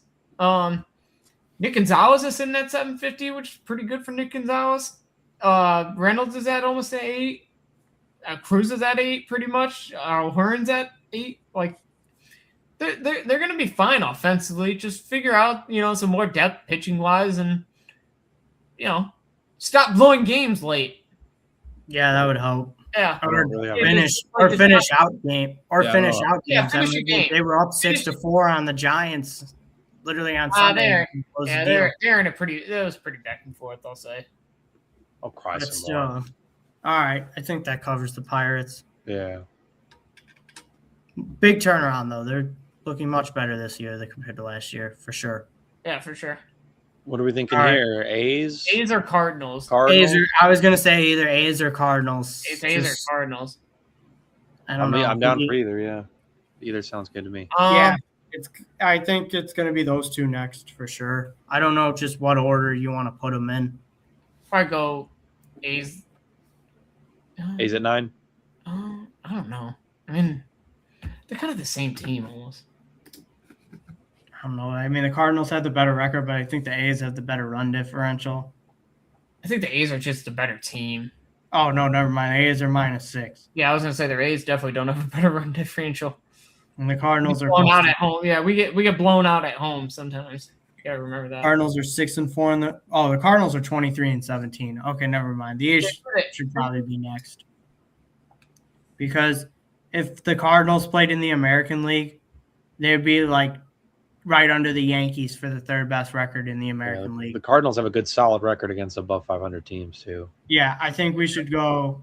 We should go A's and then Cardinals. Yep. I back that. I think I'm going A's Cardinals, okay. Yeah, I mean they're pretty much the same. They're pretty much the same. Yeah, not much different. I mean, your team's top 10, man. I'd definitely take that. Yeah. I don't believe in St. Louis that much. You know, it's funny. I'm looking at the scores from some of the games tonight. We were shitting on them earlier. Kobe Mayo's the only reason why they always beat the Yankees. Yeah, he had a 2-run shot. Yeah. Really? Yeah, it's kind of funny. The Guards beat the Angels, so now the Guardians are above 500 in their division. There we go. And the Mariners are up on the Stros 3-0. So I'm sure the Mariners are going to get to boost their numbers for the next couple games while they get to play the Stros. Yeah, The make ass us look stupid. Now goes. the Mariners should be top 10, right? No, I'm just kidding. No, Hell, not yet. Not yet. All right.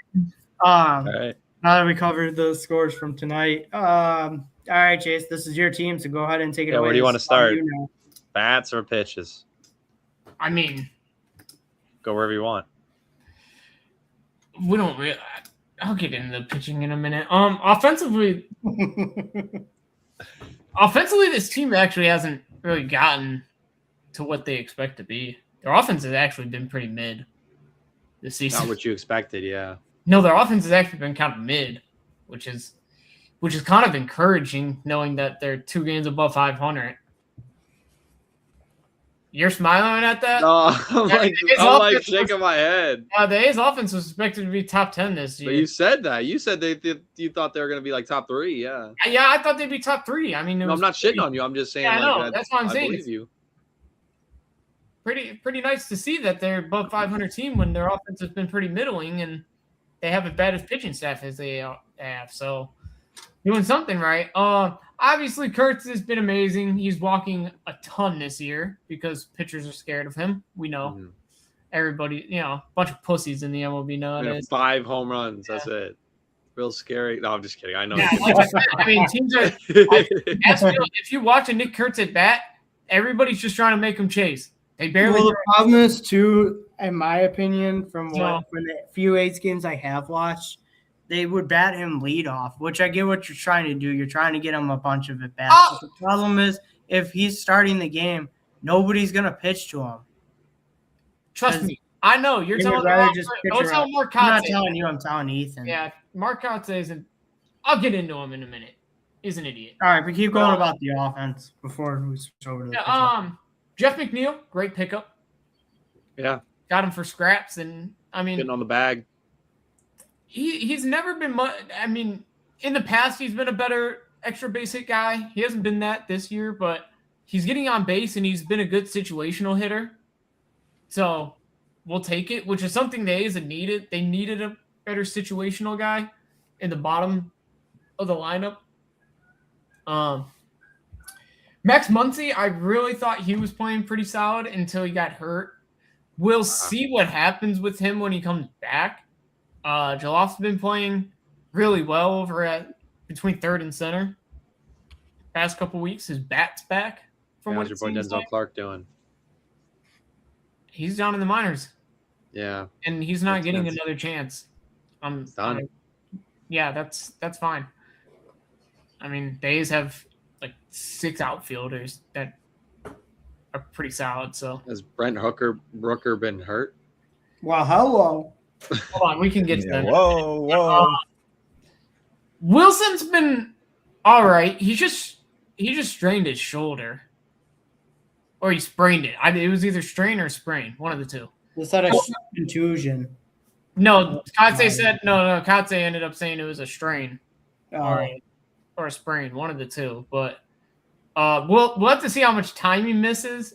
I'm gonna be honest. I don't really think it's the most awful thing that he's out the lineup. I think that means maybe Leo DeVries might come up a little earlier. I think he's going to be up sometime this year. I don't know when exactly, but maybe Wilson misses some more time. They maybe want to give Leo a look. And I think that will maybe help shift Wilson over the second in the future. I think that's where he's going to need to play. I think he's just a better second. I think he'd be better at second than as a shortstop. He's played better defensively at short this year than he showed last year. So encouraging, but Brent Rooker and Lawrence Butler have been absolutely disappointing. They both have been terrible. They were both given money, and they both haven't shown up.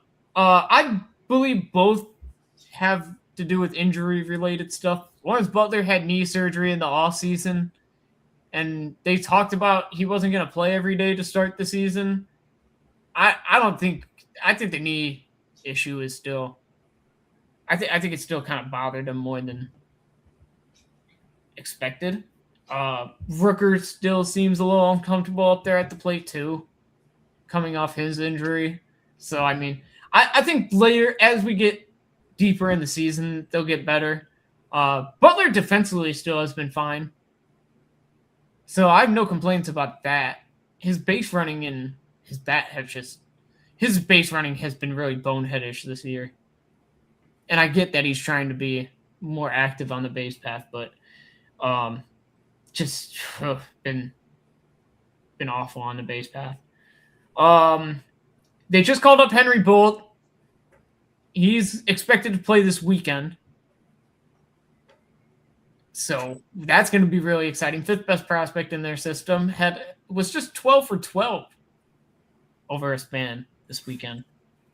So the bat's there. The A's are going to keep getting guys in that can hit. That's going to keep being scary. Carlos Cortez, I damn near want to say he needs to play every day.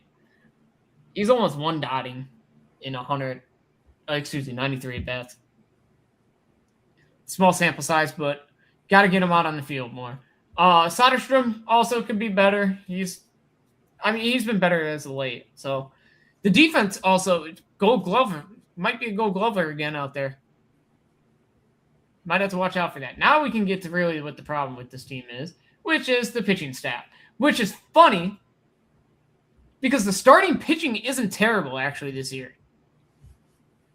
Severino's been solid. He still hates pitching in Sacramento. Everybody hates pitching in Sacramento. I hate watching them in Sacramento. It is what it is. Springs has been good. Aaron Savale has a fake ERA, but we're going to ride with it. We're just going to pretend like it's real. So let's go, Aaron. He has a couple quality starts this year, too. Hey. Aaron Savale. JT Jin's been better this year. I had my complaints about him last year. I wanted Medina and Bideau in the rotation last year over him. But Jin showed me a lot more this year. So positive progression out of him. Jacob Lopez has been terrible. Yeah. And the underlying numbers aren't helping him. Whip's almost his whip's at 1.25. He has an ERA of 6 and his FIP's 6.5. So not good. Yeah. His whip's also 7.5, yeah. Yeah, the Hulkster hasn't been very good.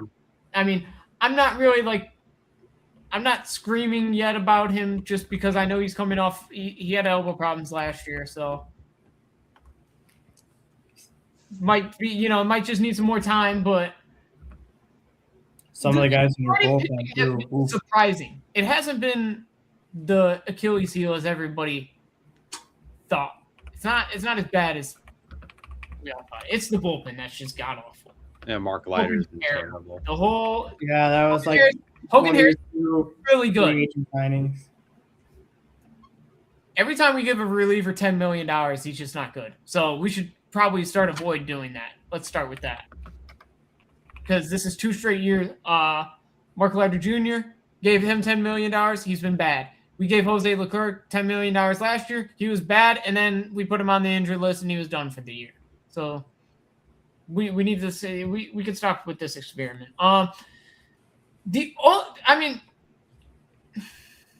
Here's the thing with their bullpen. I don't think Mark Kotze utilizes it well at all. He's had Joe Kuno in there. I assume he's essentially their closer. I want to say. It's kind of by committee because Hogan can close games if you really need him to as well. He did it last year, so I don't really know what's happening there. Sterner, bye. Jack Perkins, bye. Everybody else, they've already sent down or DFA'd. So the bullpen's already in a pretty rough state. Now, do I think there are pieces in their bullpen that are good? Yes. Do I think if somebody else was managing the team that knew how to manage a bullpen would be using it correctly? Yes. Mark Kotze, dipshit. He's actually a really good manager. I'm sorry. Listen, you got to stop it here, Marlins fan. Yeah, well, we both should get rid of our damn managers then. I guess anything looks good when you have Clayton McCollum as your manager. So, not gonna yell too much at you. like I said, I think a different manager in there could utilize a couple of these pieces in the bullpen better. I'm not a fan of Mark Leiter Jr. I never have been. So I was always confused with giving him $10 million. Sterner's underlying numbers aren't like awful, but he really doesn't project as a good reliever anyways. So you kind of know what the bullpen is when you're relying on guys like that. Just you got to get to a point where you got to find a couple guys you trust, and I don't think Kotze will do that. He just kind of keeps trying guys. He thinks he's smart with his matchups, but I don't think he is. Luis Medina, pitch more. He's been really good out of the pen since he's been put in there. So better get him out there more. Like this is my problem. Like Kuno's been good, Hogan Harris has been good, Barlow's been good, Medina's been good. You have 4 good relievers. Why has the bullpen been so bad? Mm-hmm. It's the sole reason the A's haven't, gained a bigger lead in the division. They've blown a lot of games late this year. So, yeah, I mean, as the summer keeps going, their offense is going to keep eating up most likely, and, they'll keep winning games. Not much else to say about the A's, really, just kind of. Yeah. I feel like you hit everything, man. Yeah, the starting pitching will probably. I mean, it's looking pretty good. Yeah. I'd say 9 is a good spot for them. We can get to the Cardinals now. Yeah. Oh, the Cards, huh? Defying expectations. Yeah, how about Nobody them? thought they would be here. The kids can play. I mean, what else is there to really say? I also want to say, based on, I mean, strength of schedule doesn't mean much, obviously, as of right now, but they technically are 7th in strength of schedule so far. So it's not like they're beating up on bad teams right now. Yeah. Like they have played a lot of better teams, and like the Padres, they split the series with the Padres this past weekend. I believe they dropped the series to the Brewers recently. And they play you guys tomorrow. Starts that series. Well, they'll get their ass whooped, so who cares? No. Oh, brother. No, they won't. Jordan Walker's going yard every game. Anyways, Jordan Walker's been a revelation with this. I mean, he's been raking. I think he's been a big part of that turnaround for the Cards. Yeah, for sure. Yeah, I could probably say Jordan Walker's almost the not sole reason, but he's a pretty huge reason why they're even above 500 right now. Ivan Herrera's been good. Nathan Church is at least it's a lot of it's just been, the young guys are stepping up early on. Jordan Walker, and Ivan Herrera, excuse me, have a lot to do with it. Other than that, Weatherholt's been pretty good. Yeah. He started a lot, but he's cooled off. Other than that, this lineup is kind of concerning, I have to say. Yeah, that's the real question. The real question is how sustainable is the Cardinals' early success? Right. And I don't think it's very sustainable at all. I think they're likely to fall. Yeah, you get outside the top 4 and the numbers start to get kind of rough. Yeah, the numbers get really rough outside of Weatherholt, Burleson, Walker, and Herrera. Nathan Church hasn't been awful. He hasn't been. He's been cool.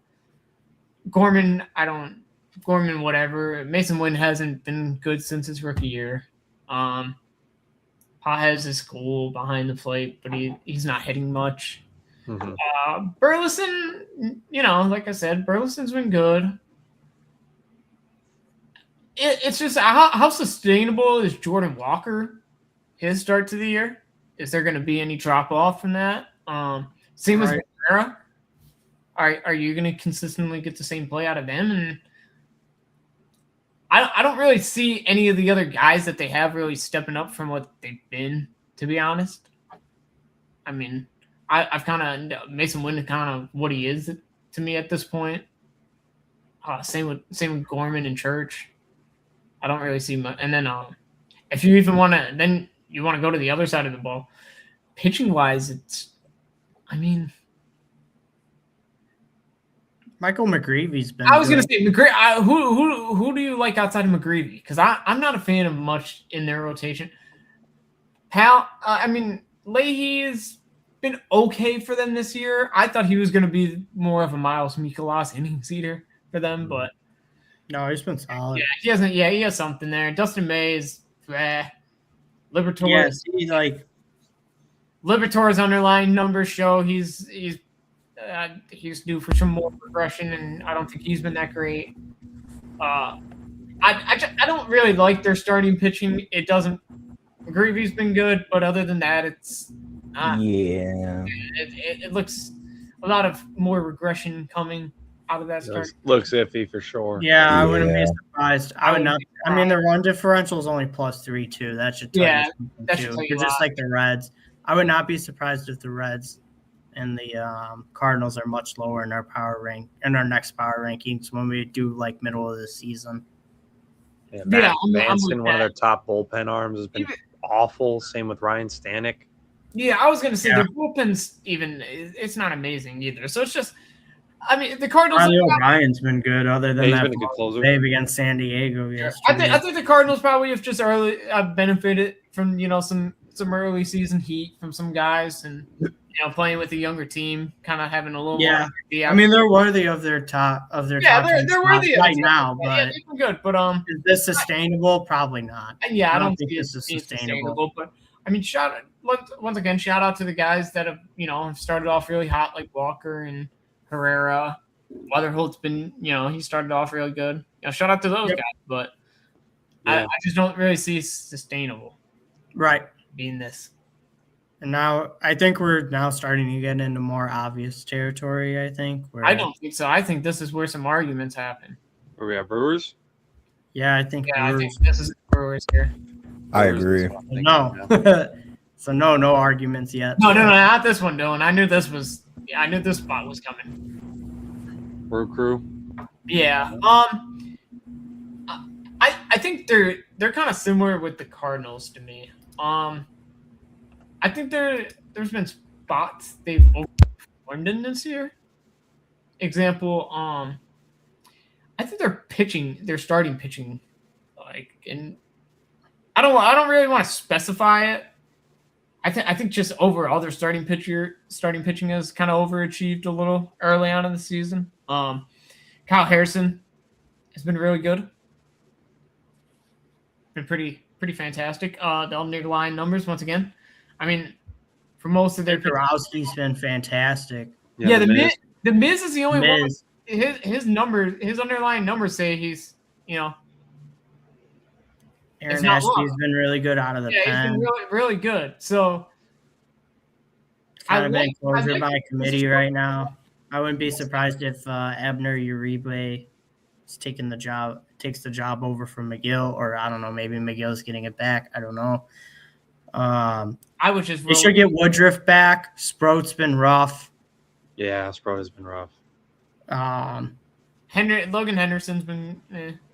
Yeah, I mean, I'd say the more concerning thing for the Brewers is not their pitching. It's definitely the power outage in their offense. Yeah, I think they got some solid spots. I think the only reason once Yelich gets back, that should help. They've got Vaughn back now too. That should also help. They got Churio back. That also helps. That's where I kind of was at with their offense. They're getting healthy now, and that's big I think they need just some more health offensive. I also still am kind of concerned with it though. How much of last year is Andrew Vaughn going to recreate? Christian Yelich, he's got to stay healthy. It's been a struggle health wise for him for a little bit now, and I mean. He'll be back soon, I think. He will be, for sure. I know he'll be back, yeah. How many more games is he going to be back for consecutively before he goes down again? I don't know, but I don't know. It's a problem. We know he has back issues at this point, too. Yeah, it's becoming a problem there. Because they need him in that lineup. 100%. In that lineup. So their lineup will be this much improved now with Churio and Vaughn back in it. 1,000%. Yeah. Oh yeah, you won't have to see some of these platoon guys lower in the lineup with their off. I don't understand how Joey Ortiz still has a spot in this lineup. I don't know how. They don't have anybody else to play. Right. I guess Jesus May just isn't ready yet. I think Jesus May is ready. I don't know what they're doing keeping him down there. I don't think he's ready. I mean, they don't. I don't know what they're looking at, to be honest. Then. Yeah. I think they just. I'm gonna be honest with you, Dylan. I think they just believe in Joey Ortiz still. That's why I don't know why. I don't. Joey Ortiz hasn't shown anything for the past seasons now. Out of all the NL Central teams we've covered so far, I think the Brewers are definitely the most sustainable out of the three. Yeah, I think they're the best. I think they're the best out of the three. I think out of the three, the sustainability probably favors them the most. Mm-hmm. Do I believe they'll sustain it? I think once again, I think it falls on their starting pitching. I think so. I think their offense will come. Like their offense will eventually come around once it gets healthy. Will the starting pitching sustain success? That's my big question. I think when Woodruff comes back, and then obviously you got the Miz too. As long as you can get Woodruff back and the Miz stays healthy, I think they'll be in a good spot. Don't forget the Miz is a world champion. I don't know. I'm getting nervous with Woodruff. He's had a lot of injury. He just had fluid in his shoulder drain. Jack didn't like that one. I don't know. No, I didn't. I'm not 100% relying on Woodruff here to become. No, I know, but I'm just saying he's constantly getting hurt. Look, yeah. The other thing is like some regression out of him. I mean, there's a reason why Pat Murphy though is also a back-to-back manager of the year. Oh, for sure. But like I said, I just think Pat Murphy will get these guys playing always to their potential. For sure, I just think there could be some regression out of the starting pitching. That's just what could bring them down. But other than that, I mean, the offense will come back. No, I think they're the only threat to the Cubs in this division. I disagree there. I don't. Who, you think the Pirates are? Yeah. Well? Okay. It could be. I don't know. I don't know. All right. Well, I think this is where some debate can be had. Who do we got as that next team? I think my vote would be the Padres. I'm between the Dodgers and Padres. I've been kind of down from what I've seen on the Dodgers so far. I think I would give it to Sandy. I think I'm with Ethan. I'd give it to San Diego. I could definitely see the Dodgers being 5, though. Yeah, I think it would be San Diego and then the Dodgers. What are you thinking, Jack?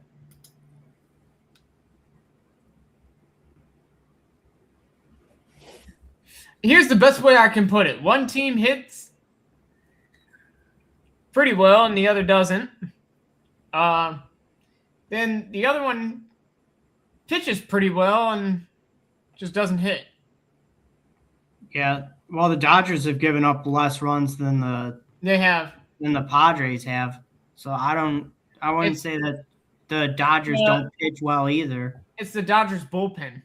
It hasn't been great. But that's been their story every year. Yeah, I know. But so I think you should be putting San Diego. Well, hold on. Let me rephrase that. I think San Diego and then the Dodgers. It's the back end of the Dodgers rotation and their bullpen.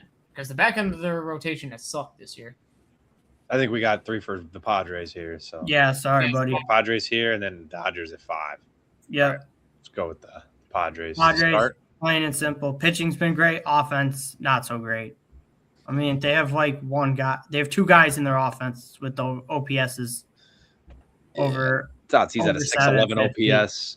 Right. He's getting paid. I mean, I know that we do see guys down here that have like, there are 2 guys down there that have OPSs over 700, but in the over 800, but they have small sample sizes, so I'm not really going to take stock into it. Campuzano's got 18 games and Ty France only has 23. So Cronenworth and just sub 100 at bats has been awful. Right. And that's only Ty Francis. It's only as high as it is. It's because he has 4 homers in 23 games, 4 home runs, 2 doubles, and 2 triples. Like he's gotten some extra base hits. Right. I mean, his OBP is almost right there at this batting average. So he's not gonna get on it. He's not a walk-in guy. Jake Cronenworth's been absolutely terrible. I actually don't know how they gave him a phantom IL stint instead of DFAing him. He's been that bad. Nick Castellanos he did have that clutch game-tying home run yesterday, but he's not anything anymore. Merrill's been disappointing. Fernando has been I don't know what the hell's going on with him. He hasn't hit a home run the whole season yet, which is not like him at all. It's like all the power's been zapped out of his bat. It's almost like they made him stop taking something. Yeah, it's almost like the whole lineup can't. Yeah, that whole lineup is. Yeah, Machado has been pretty bad. That's the pretty scary thing because all right, let's be honest here. Their starting pitching outside of King and Vasquez isn't very good. Right. That's why I would put them before. That's why I would put them before the Dodgers. Yeah, Buehler and Marquez have been pretty bad. The only reason I wouldn't, just because it's scary that the Padres are just as good as the Dodgers record-wise right now. But this just tells me they have regression coming. That's what it tells me. It tells me that regression. You're telling me that lineup that has two guys with over a 7 OPS is calling for regression? You think Tatis, Merrill, Laureano, and Machado aren't going to hit any better? It's just like the Reds with the close games. They've just been winning a lot of close games. It's bound to happen. I think when your guys ain't hitting like that, do their advanced metrics show? No, I don't. Do their advanced metrics show that they're going to pick that the hitters are going to pick it up anytime soon? I haven't really looked into it, but I'm going to tell you right now, it's a lot better to bet on Manny Machado, Ramon Laureano, Jackson Merrill, Fernando Tatis, 4 guys proven to be really good hitters in baseball before, over Friedel, Brian Hayes. I'm not comparing the Padres to the Reds. I'm just saying it's somewhat similar. That's all. I'm not saying they're like the Reds at all. They're much better than the Reds. Yeah, that's where I disagree. I'm kind of saying. I'm just saying I think that's where it's scarier. That the Padres are playing are winning as many games as they are, and they haven't played well at all. Well, I think their bullpen is not awesome. I mean, obviously you have Mason Miller, who's probably the best closer in baseball, but Adrian Morejon is 1 for 5 on save opportunities. So that's because he's not closer. Yeah, an option B closer he's not getting the job done at all. He's not an option B closer either. He's a 7th inning guy. Point being is in his opportunities, he shit the bed. Is what I'm trying to get at. Yeah. Matt Waldron has been bad as well. Vandy Peralta not been great. Peralta. Well, see, the other thing is too, like, context matters. Like, when are these guys coming into the game? Are they coming in when they have the lead? Are they coming in when they're losing? Like, David that kind Morgan's of context been horrible matters. too. Because I'm sure that Jason Adam, like, he's down there in innings, but that's because he only comes in when the Padres are winning. Yeah, clearly he shuts the door. Yeah, but I was gonna say I don't really agree. Yeah, they're both fine. Their offense is a big red flag. Just had some bad spots. I mean, obviously, when you have Mason Miller, your bullpen should be like considered bad. Right. I don't know. Their bullpen they're not bullpen. Their offense just gives me red flags. I don't know. It tells me that. So far, I had a lot more belief that Machado, Laureano, Merrill, Tatis, even Cronenworth are gonna start playing better. There's just a lot more proven. There's a lot more proven over the past years that they're better hitters than what they've shown to start this year. Yeah, but I like the Dodgers lineup way better.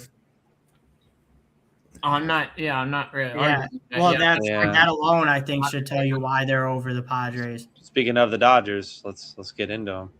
Yeah, I mean, here we are. What do you call it? Mookie Betts. Or I'm sorry, Marcus Betts. No, I'm just kidding. Mookie Betts. Marcus Betts. Mookie Betts has been hurt, so I mean, I think he's in. He's making a start. He's starting against the Giants tonight, so he's only played 8 games, so I'm not taking really any stock in him. Right. Yeah. Hasn't played enough really. Rushing's been pretty good as a rookie. He's a fucking douchebag though. Freddie Freeman's been fine. Andy Pages has been really good so far this year. Yeah. He's been fantastic so far to start this year. Max Almost Muncy's been really 3-1 for Pages this year. Yeah. Max Muncy's been really good too. He's got 10 home runs. He leads the team. That'll work. Shohei's, it's funny because like Shohei has an OPS of about 800 and we're calling it like a slow start for him. Whereas like anybody else, we'd be like, oh yeah, that's a good season so far to start for them. Literally. Like, that's how good Shohei is. Like this is a 792 OPS is like a down year so far for him.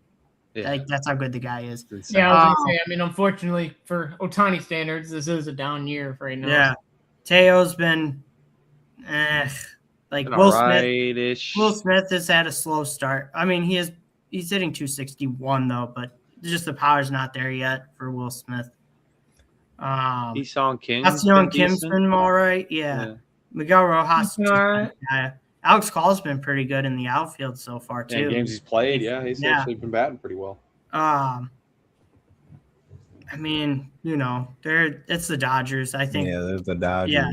Once Mookie Betts comes back, they'll be in an even better spot. Justin Robleski's been really top good. Four pitchers have been fantastic this year. I mean, yeah, exactly. Glasnow's always hurt. Right. Yeah, But that's the problem. Yeah, I was gonna say Shohei's been really good. It's funny though, like they can't get Shohei any fucking run support when he starts. I don't know. No, they can't. They can't hit whenever he starts for some reason. Right. Yeah, I don't get Roki that. Sasaki's definitely been a little bit. Oh, He just keeps struggling. I know. Obvious. Yeah. I don't know if he's meant to. I don't know if he's really meant to be a starter. To be honest, he seems more like a bullpen guy to me. Because when they put him in the pen in the playoffs, he was really good. Just in general, the Dodgers have had trouble finding that fifth starter. It seems like because Shane's not it either to me. Yeah, he's not really been great either. Yeah, it's just kind of like Yeah, Mr. Shaheen. Yeah, and it's like, but he's been better than Roki Sasaki. I feel. Yeah, that's true. And I mean, Blake Snell. What's going on with Blake Snell? Yeah, he'll be back later in the year, I think. Yeah, right. They're gonna need him back because him as a fifth guy will be great. Yeah, hopefully Blake Snell, he comes back to form, but that's a tough ask to bring him bring him back later in the year, and needing him to be. Tanner Scott's been much better this year. Yeah, you got Tanner Scott. Yeah, Alex Vesla's been good. It's really just. It's funny. Blake Terrain hasn't been that good this year now. Yeah. Yeah, Kyle Hurt's been good in his opportunity. Cool. You 409 is not too terrible. Is Diaz hurt? Yes, Diaz is hurt. Oh yeah, I was about to say. Dylan, Terrain's whip is 1.5 though. 1.45. Nah, it's still. I mean, 1.5. He's not horrible, but he's not great. Yeah, 1.5 for relievers. Probably a middle guy. The bullpen's not terrible. No, the bullpen is not terrible. It's like when I look at this, the only guys in the bullpen that stick out to me is Edwin Diaz, and he's hurt, and Ben Kasperius, but he's only pitched 4 2/3 innings, so I don't even know if he's on the team. I don't know if he's on the team at this point. Right? Yeah, I'm not going to take account for that in this. I'm not taking any stock into those two guys. That's why I try to do by innings pitched so we could know how many times these guys have played. Right, exactly. Because that really matters too. Like, are they pitching a lot? Are they not pitching a lot? Like, you pitch 3 innings, but you give up 2 runs in 1 appearance, and your ERA looks like shit. Yeah, exactly. Number 5 starter spots there, probably their biggest problem. And then, Emmett Shaheen's fine for a 5 starter. A 479 for your 5 starter really isn't that bad. Dylan, we got to find something to complain about with the Dodgers. I'm like Jason. Yeah, like. Gotta come on here. You gotta find something to complain about him. Like you can't just. Otherwise, what you want us to? Kyle Tucker. Team? Kyle Tucker's been underwhelming. Yeah, fuck Kyle Tucker. Sure, I guess. Tay Oscar hasn't been very good. There you go. We can say Tay Oscar hasn't been good, but Freeland hasn't been good. Yeah, Will Smith. There you go. Will Smith's not hitting for power yet. I mean, obviously, we know the Dodgers are they're OP. Like, yeah, that's what I was gonna say. I guess the only other real thing to complain about is outside of Muncy, they could use some more infield production. Right. Because Freddie Freeman, Freddie Freeman's still good. He just hasn't been tattooing the ball yet. Where are we at with this? I'm not worried about a guy like top Freddie four, Freeman. folks. We thinking Yankees Here at we go. 4? Or? Yeah, I would say so. Yankees are. I'm Yankees 4. I was Yeah, like, we the could Yankees just just rank lost the 4 in a rest row. and then just talk about them in order. So we're thinking Yankees. There we go. Yeah, Yanks. Then I would say the Rays because the Rays are. Yeah. I know. Oh, okay. Let's argue. Oh, here comes Jason Bayless. I'd be the Cubs, then the Rays. Okay. Oh, Jack, what do you got to say about that, buddy? I know he's not with that. We had a bad 2-game fluke against the Rangers. We're coming back with us having no pitching. The Cubs have We're had 2 coming back. 10-game winning streaks already. Yeah. How many 10-game winning streaks? Great. have One the of them, they Rays got to had? play the Mets and the Phillies over I there. don't give a I don't fuck. like- Excuses. It's so hard. It's not so hard to Did you win sweep 10 the games in a Phillies? row. I know Ethan didn't not sweep cool. the Phillies. We lost It's 3 so of hard. 4. Yeah. It's so hard to win 10 games in a row. It doesn't matter who you play. For sure. The Cubs are 18th in strength of schedule. The Rays are 5th so far. And I personally just think Tampa's been better. All right, well, that's 2 for Cubs Rays. So I guess it's me who would make the tie. So you're with, more on my side by saying No, that. I said if I would. I honestly Yeah, think they're pretty careful. equal. So instead of creating a tie where we'll have to figure out how to break it, we'll go Rays then Cubs. Ah! Mini I just- victories, yeah! And then we'll go Braves. Yeah, Braves are number 1. Yeah. Yeah. Hate them, hope they lose. Anyway, sorry, that was unprofessional. Let's go to the Rays. Or no, the No, Yankees. it's Sorry. the Yanks Yeah, you're right. Yanks. Forgot we haven't talked about Yanks it yet. first. They had just been there for so long. I thought we had talked about it. Yeah. They're not doing too hot right now. They're on a 4-game losing streak right now. They have a Your 1 boy in. Jazz could be batting better. Yeah, so much for that 50-50 season, Frank Jazz. Grisham. Didn't I try to tell you guys preseason that Jazz was, I was probably listening, but we're guy locked in. down below probably wasn't listening a lot. Not at all. Judge is Judge. I mean, Ben Frank Rice is Grisham awesome. Ben Rice has been awesome. 1-1-1-3. has been awesome. 1-1. ridiculous. Ben Rice is. You could argue Ben Rice has been Better than just as Judge good as almost. Judge. Yeah, I was gonna say Yeah. you could argue Ben Rice has been better than Judge. Yeah, I mean, mean, he's got Ben Oh, Rice's defense at first is decent too. Yeah, Ben Rice has been really. Bellinger's been good. Bellinger's been awesome. Caballero's been awesome. Or not awesome. He's been solid. He's been Yeah, alright. Caballero's been solid. He's been better than. He'd probably be better than. Oh, a Anthony lot better Volpe. than what Anthony Volpis would have been. Yeah, McMahon's been I don't understand why Trent Grisham leads off. Austin Oh, Wells really? is bad. He's got Yeah, to figure Austin it out Wells, if he well. wants to get resigned at the end of the season. Ahmed Giancarlo's Rosario. definitely going to need to hit some more home runs. Ahmed Rosario's been pretty good so far. It's a lot of with the Yankees. It's a lot of platooning. That's what it comes. I down would, to. yeah, I would like to see A lot of Goldschmidt platooning. get more at bats in the DH spot while Stanton's out. I will say, I think Yeah. Goldschmidt has been. Yeah, but solid they only platoon Gold. They only use Goldschmidt against lefties, though. That's the problem. because I think he can only. I don't think they want to play him at first at all. I think they only. No, and they don't want to. Yeah, because then you'd have to.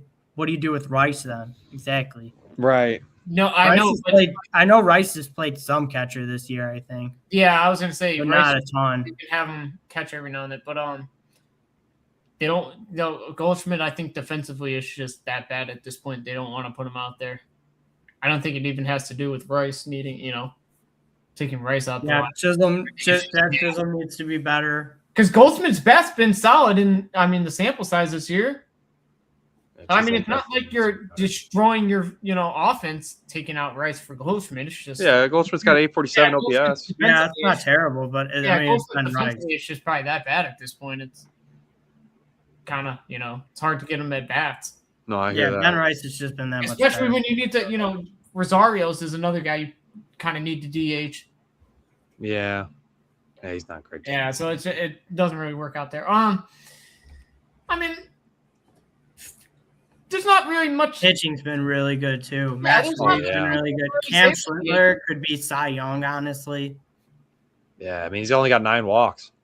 Yeah, That's insane. He's been insane. Discipline. He took a 100-mile-an-hour comebacker off the calf the other day in like the fourth, and then pitched 2 more innings. Ryan Jesus. Weathers. Oh, yeah. Ryan Weathers has been good. Will Warren's been good. I mean, and then now they're about to get Rodon back, and he pitched. He pitched yesterday. Rodon is there. Rodon? Yeah. Oh yeah, I see him down there. But Yeah, I'm not really going to. That wasn't great, but I'm not taking No, it any. was awful. Yeah, he's horrible. No. First start back from injury. I'm not taking any stock into that. Oh yeah, I know. They sent Luis Heel down because he hasn't been very good, which is funny because he was Rookie of the Year. But Yeah, I guess they're not. The ball's been decent anymore. It's just, I mean, their bullpen in general is just pretty. It's honestly. David Bednar's been good as the closer. I mean, he's got a good percentage. But listen, they have a pretty dominant bullpen. Their starting staff is really good. I mean, they can hit the ball pretty well. I mean, there's not really much to say bad about the Yankees other than, I mean, like, some of the guys in their lineup have struggled out the gate. Oh, for sure, yeah. Yeah, when you have Ben Rice and Aaron Judge, it doesn't really matter too much because Ryan McMahon's just never been a good hitter either. So there's that. Yeah, Ryan McMahon's more of a defense third baseman. Yeah, but we'll have to see too because, like I said, they're on a 4-game losing streak right now. So let's see how long that. And they've already been on. They got swept by Milwaukee. Yeah, I mean, whatever. And they've been on like a 6-game losing streak already this year too. So it's like when they're cold, they're cold, but when they're hot, they're hot. They're very stupid. Yeah. All right. This is where we can argue something because I personally think the Rays are pretty close to Atlanta more. Yeah, you're a Rays and a Rockies fan. We get it. Ours for life. I mean, bro, look at their lineup compared to the Cubs lineup. I mean, if we want to just go counting stats, sure. Frederick Mullins is terrible. Cool. Frederick Mullins is everybody's center fielder. But like when you watch baseball games, the Rays are really fucking good. They are, yeah. Chandler Simpson's been out of. I mean, still on the Cubs, getting on base, getting a lot of hits. Yeah, the Cubs, the Cubs are really good when you watch them too. I think there's more glaring issues when I watch the Cubs than the Rays. Junior Caminero has got 11 homers. Yeah, he's been pretty good. Yandy's been good. Yandy's been really good. I tried to come in. When I talked about them as a playoff team, the Rays coming into the season, I tried to tell people about them offensively, and it's not just going to be a bunch of doubles into the gap and a bunch of home runs from this team. They're going to play a ton of small ball and get runs in. That's what they're going to do, and they're going to do it well. And they have a couple guys in their lineup that hit really. I mean, Naranda, Ben Williamson's been pretty surprising for me. I didn't know he was better on base guy than what he's been. Thought he's just going to be kind of a defensive second baseman. But did they put Carson Williams back down, or did he get hurt? I want to say he got hurt. I want to say they put him back down. Because obviously he struggled in his 23 at bats, but obviously it's only 23 at bats. So. Yeah. I mean, I'm sure he'll be back up eventually. Taylor Walls hasn't been god awful defensively, so. I mean, 558 OPS. Yeah, I was gonna say his bat's been absolutely terrible, but his defense is good enough. He's a positive. Jake Fraley's been all right. He's a positive player still, so. DeLuca's also been better this year. The thing with DeLuca was always, is he going to stay healthy? And as long as he's staying healthy, he's going to hit the ball. So, like I said, the Rays aren't going to just have a bunch of, counting stats that are going to be eye-popping. That's not the kind of team they are. That's never been the team. I mean, even the years they were going deep in the playoffs, they were never a huge counting stat team. But they're going to come out and they're going to win games. Yeah, no, 1,000%. That's what they're going to do in many different ways, too. That's the thing. Like, the Rays can win in many ways. I think that's where a lot of teams have shortcomings. Some teams can't play small ball. Some teams can't hit for contact with runners on base. Some teams cannot pitch situationally. The Rays kind of cover, mostly all of that. And their starting pitching's been hurt, too, most of the year. So, yeah. They've been doing it while hurt. Well, if we want to talk about starting pitching. Yeah, I'm about to say, you're saying talking about Hey, starting Preaching pitching. to the choir I came over into here. the year- Let me I tell I came you. hate into to the say year it, but saying- look at the dang I came Cubs. into the year saying the Cubs had 8 starting pitchers. So I said they had depth. So what? It still doesn't matter. You're still guys getting hurt. Yeah.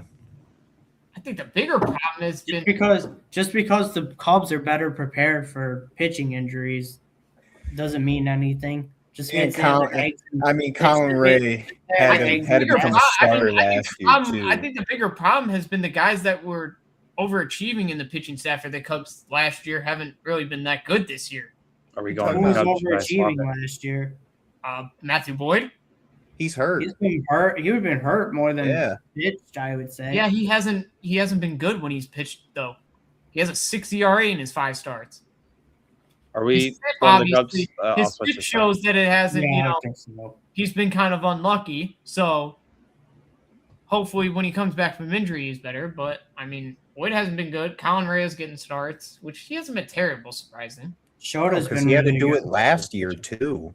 And that was the whole Colin point. He was Ray? our bullpen. Yeah, he was our bullpen guy. Yeah, I we know, moved but up. I mean, nobody's real. I'm not getting super excited about Colin Ray. I mean, Ray, I'm not did you either, ever but I think just know that he can do it because he did he's- well last year. That's Jack, what did I'm you ever trying to think? say. Did you ever think that Ben Brown and Shota Imanaga would be the ones? Shota, holding- yes. Ben holding on Brown, to the, no. I was holding ready on to to the get rid Cubs? of Ben Brown so quickly. Bet My you're one glad you worker didn't was know, Brown, did you? Brown. I believed in Shota though. I knew that second half, it was just a bad second half for him. He could turn it around. Everyone wanted to doubt me, like a man right below me wanted to doubt me. Shota? Yes, He unless sucked it was rage bait. during the second half of last year. I know he did, but I told you he could come He gave back. up the most home runs in went the right second into half this of as last well. year's. I know, Was there but to he believe came back. it? He's got a 2.28 ERA, 0.93 WHIP with 53 Ks. That's what we like to see, and only 4 home runs given up.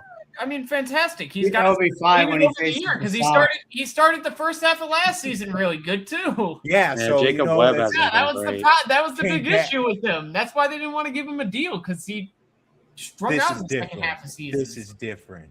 It's different. I it's a mean, we'll new see when the year. second half comes. Yeah, I like will. this start this year. Yeah, the Marlins traded the wrong starter to you guys. Yeah, You should've kept that's why Cabrera. when you were saying Yuri Perez was doing bad, I was fist pumping because I called it when I believe in the pre-trade. I didn't know if I said I'd rather do Perez, but I know I said we shouldn't have traded Cabrera to you guys. But then I was like, well, I guess it had to happen. So yeah, Cabrera's been pretty solid. I mean, he hasn't been like the greatest thing ever, but he's been No, but No, he's he only had one. definitely been solid in what we needed. right. Cabrera in just very had well. one bad blow up start. I think that was it. He That's did. solid then, yeah. Yeah, and I mean, then same sadly, the other same day thing the with Rangers- Jameson Taillon. I mean, Yeah, Taillon's been Very decent close. too. I mean, 11 homers allowed is definitely not. Yeah, great. but that, otherwise he's been that's good. been. But look at his whip though. Yeah, he's. Yeah, I was about to up say, a otherwise lot, that's been good. but It's because that's just been his MO. He's always been a solo shot guy, but he limits damage on the bases. That's where That's good he. then, yeah. Yeah, that's where he's good. Cabrera's only given up 7 homers. Tyron's at 11. No, I Yeah. said Tyone. Yeah, Oh, that's what he I said. didn't hear you No, say you're Tyron good. first. Jack, I guess I shouldn't cut you off on your team. How are you feeling? Yeah, about the go ahead, and Jack. stuff? I'm sorry. I'm actually very, very happy with how we're going, and I'm hoping we can keep the momentum going. Very sucked to get shut out by the Rangers the last 2 games of them, but Yeah, frick you for that, asshole. sorry. Like I said, the umpires screwed us. One of those games they should have had 1 run less because You're they right, wouldn't they should have lost overturn the 6-1. fucking call because they're blind. Anyway, Nico Horner, best second baseman Price in was the all of offensive. baseball. Like, argue with the wall. I don't care. Xavier Edwards, but continue. Shut up. I Shut might up. I just- knew you were going to say something. Shut up. Everyone I shut believe up. it. I believe it. Go ahead. But Sorry. actually, I've been super happy with his performance, especially within the past when he's had a couple of injuries. Now it's nice to actually see him come fold into form. Alex Bregman's kind of been disappointing me a little bit from all the hype of that he had this offseason. So hopefully it's just a fluke, or if he is a 230 batting average guy, I'm gonna be a little sad. It's gonna be a long 4 years. Yeah. It's gonna feel like some guy down here I'm gonna get to in a little bit. I mean, Dansby Swanson has more home runs than Alex Bregman. And that's what I was gonna bring up because his 5-year deal it's been feeling the same, and I hope it doesn't go in that direction.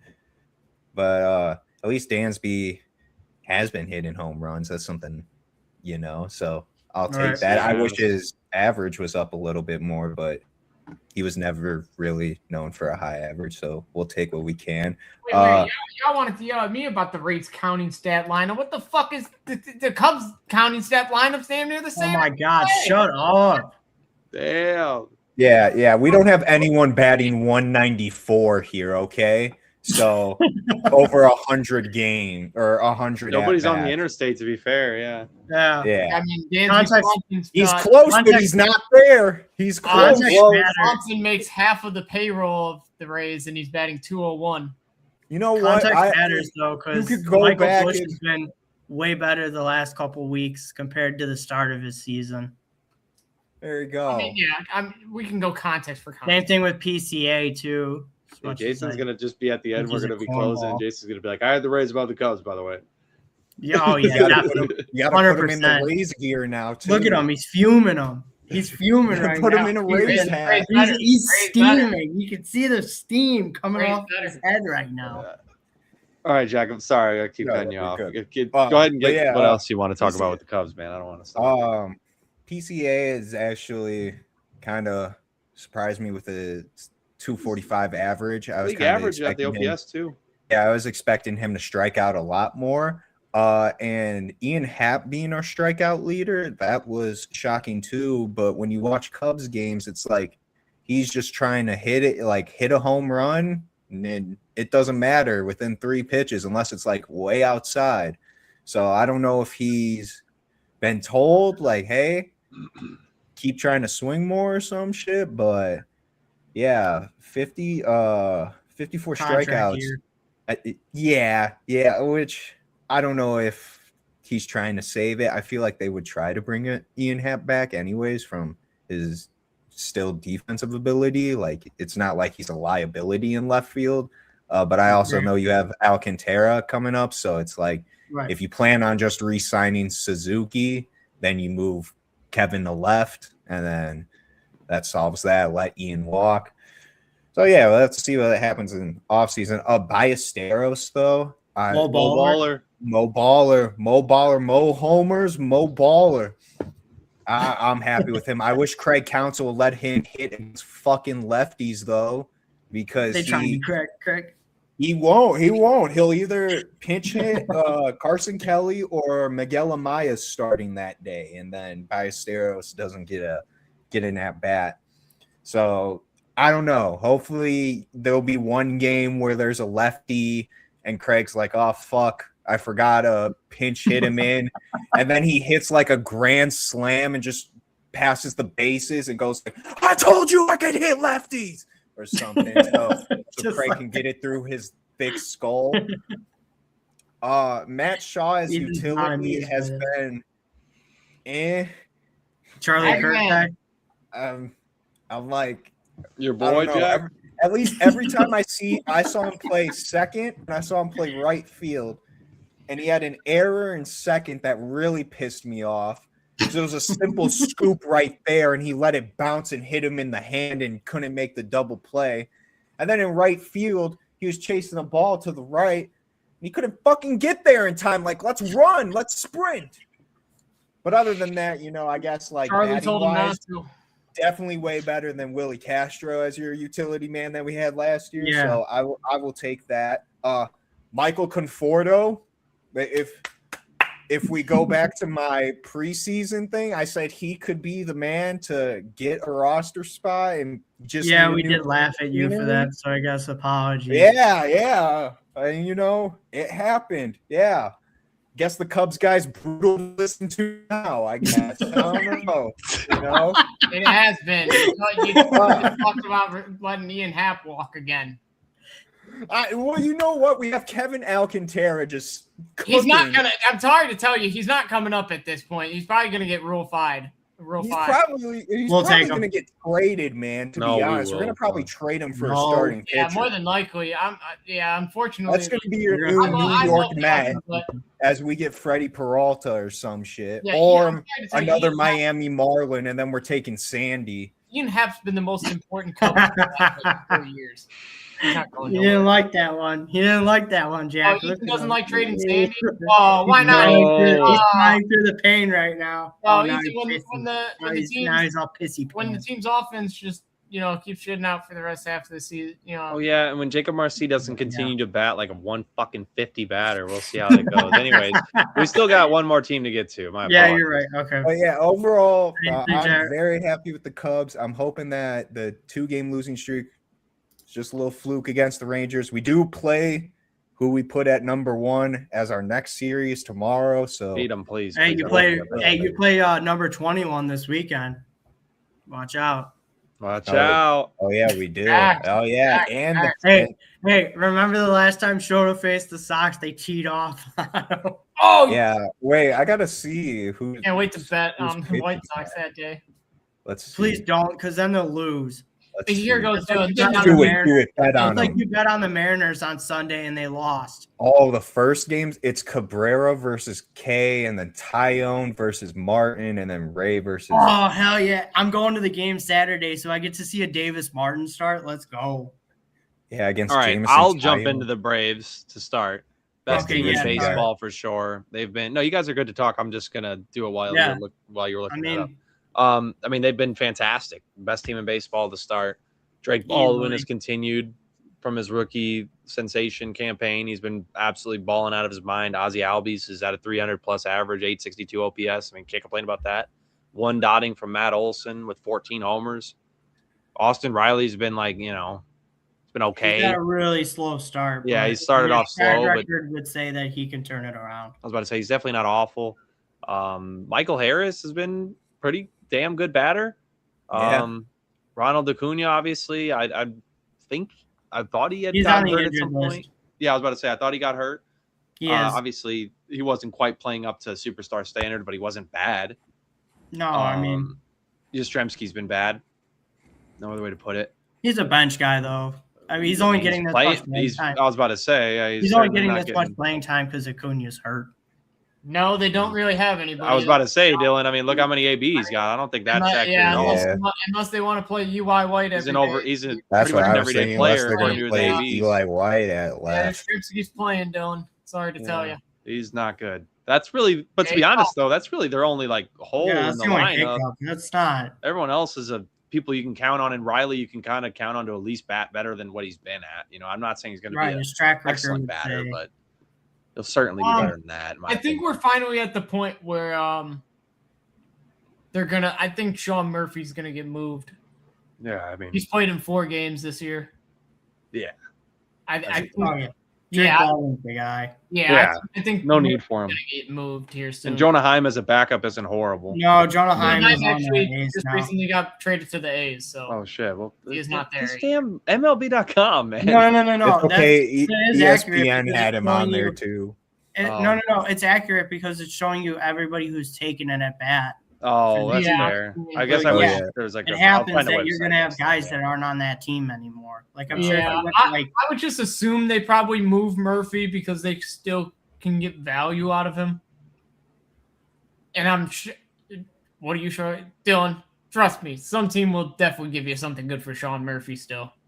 He hasn't fallen off. Just Drake Baldwin's just kind of too good to not be playing every day. he can't stay healthy, though. Who, Murphy? Sean Murphy, yeah. Yeah, I mean, you take the risk though.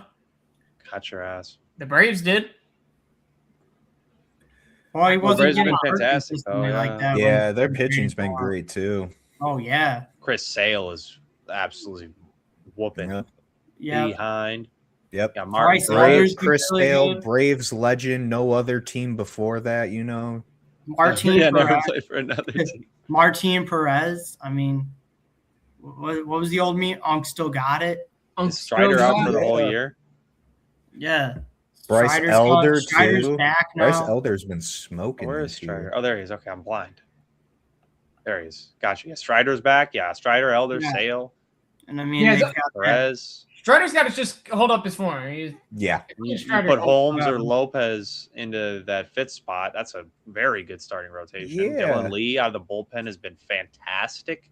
Mm-hmm. Robert Suarez And as then they well. have the Raisel Raisel Iglesias and Robert Yeah. Suarez. I mean, you can interchange those guys in the 8th and 9th inning. You don't want to bring up Aaron Bummer, Dylan? No, I don't want to bring up Aaron Bowman. Why not? You know why. Jose Suarez Ask has been any, awful, ask though. any White Sox fan why, and they'll tell I don't you. know if Jose Suarez got hurt, though, because he's only got Who? 8 games. But Oh. He's No, got they 16 probably innings just pitched. asked him to eat some innings. And yeah, he was bad. That was And it. whatever that game was, he had at least minimum. because, I mean, got look one at up, so. Oswaldo Bedeau is the same thing. Oh, Dylan, Yeah, I sure. didn't realize. Joel Pyamps, I'm Yep. sure he ain't there anymore. I was gonna say, guess where Joel and Piap's doing? Our favorite. Our favorite. I don't remember him. You don't. Oh, You you got don't Cookie remember Piamps? Carrasco. You don't remember Piamps last year? No. Oh. He said, "Oh, You don't remember him in Milwaukee last year? No. Oh, there's a couple games we predicted with Piamps. I don't think you recognize the name, but Clearly, I don't. yeah, you. yeah, dude, you he's both telling you knew how he to move sucked on, last bro." year. Got You the sucked bucket brain, last bro. year. I don't remember that shit. He's saying, "Jason, move the fuck on." No, no. I mean, the Braves have been outstanding, though, and truthfully, Yeah. I don't see any reason to believe, and it's unfortunate I'm saying this, but I don't see any reason to believe that it's gonna change. I think they Yeah, might keep continue the to do health that up. team baseball. As long as guys stay healthy and Right. Sonny comes back. And age doesn't start to show in some of their starting pitching. Other than that, they'll be fine. Yeah. Yeah, I'd agree. They got a rough road the next 3 days though. So No, they don't. Yeah, He's eligible. Cubs Acuna have- is eligible to return as soon as May 13th, but we'll have to see. Guess what? No, Jack, that's not happening. Cunha would they'll probably. Braves are gonna you can't should have take their them time with it 'cause it's go a on a hamstring, but- 5-game win Jack. streak. come on, get real. The Braves are gonna dog walk your patchwork pitching staff. They totally are. We're gonna throw in. He like, said, "Stop." Well, it's so true. You know, like Jack, Shota's how gonna about go you- through 0 runs, maybe like 2 hits, 4 Ks, couple walks, and we're gonna throw in like fucking.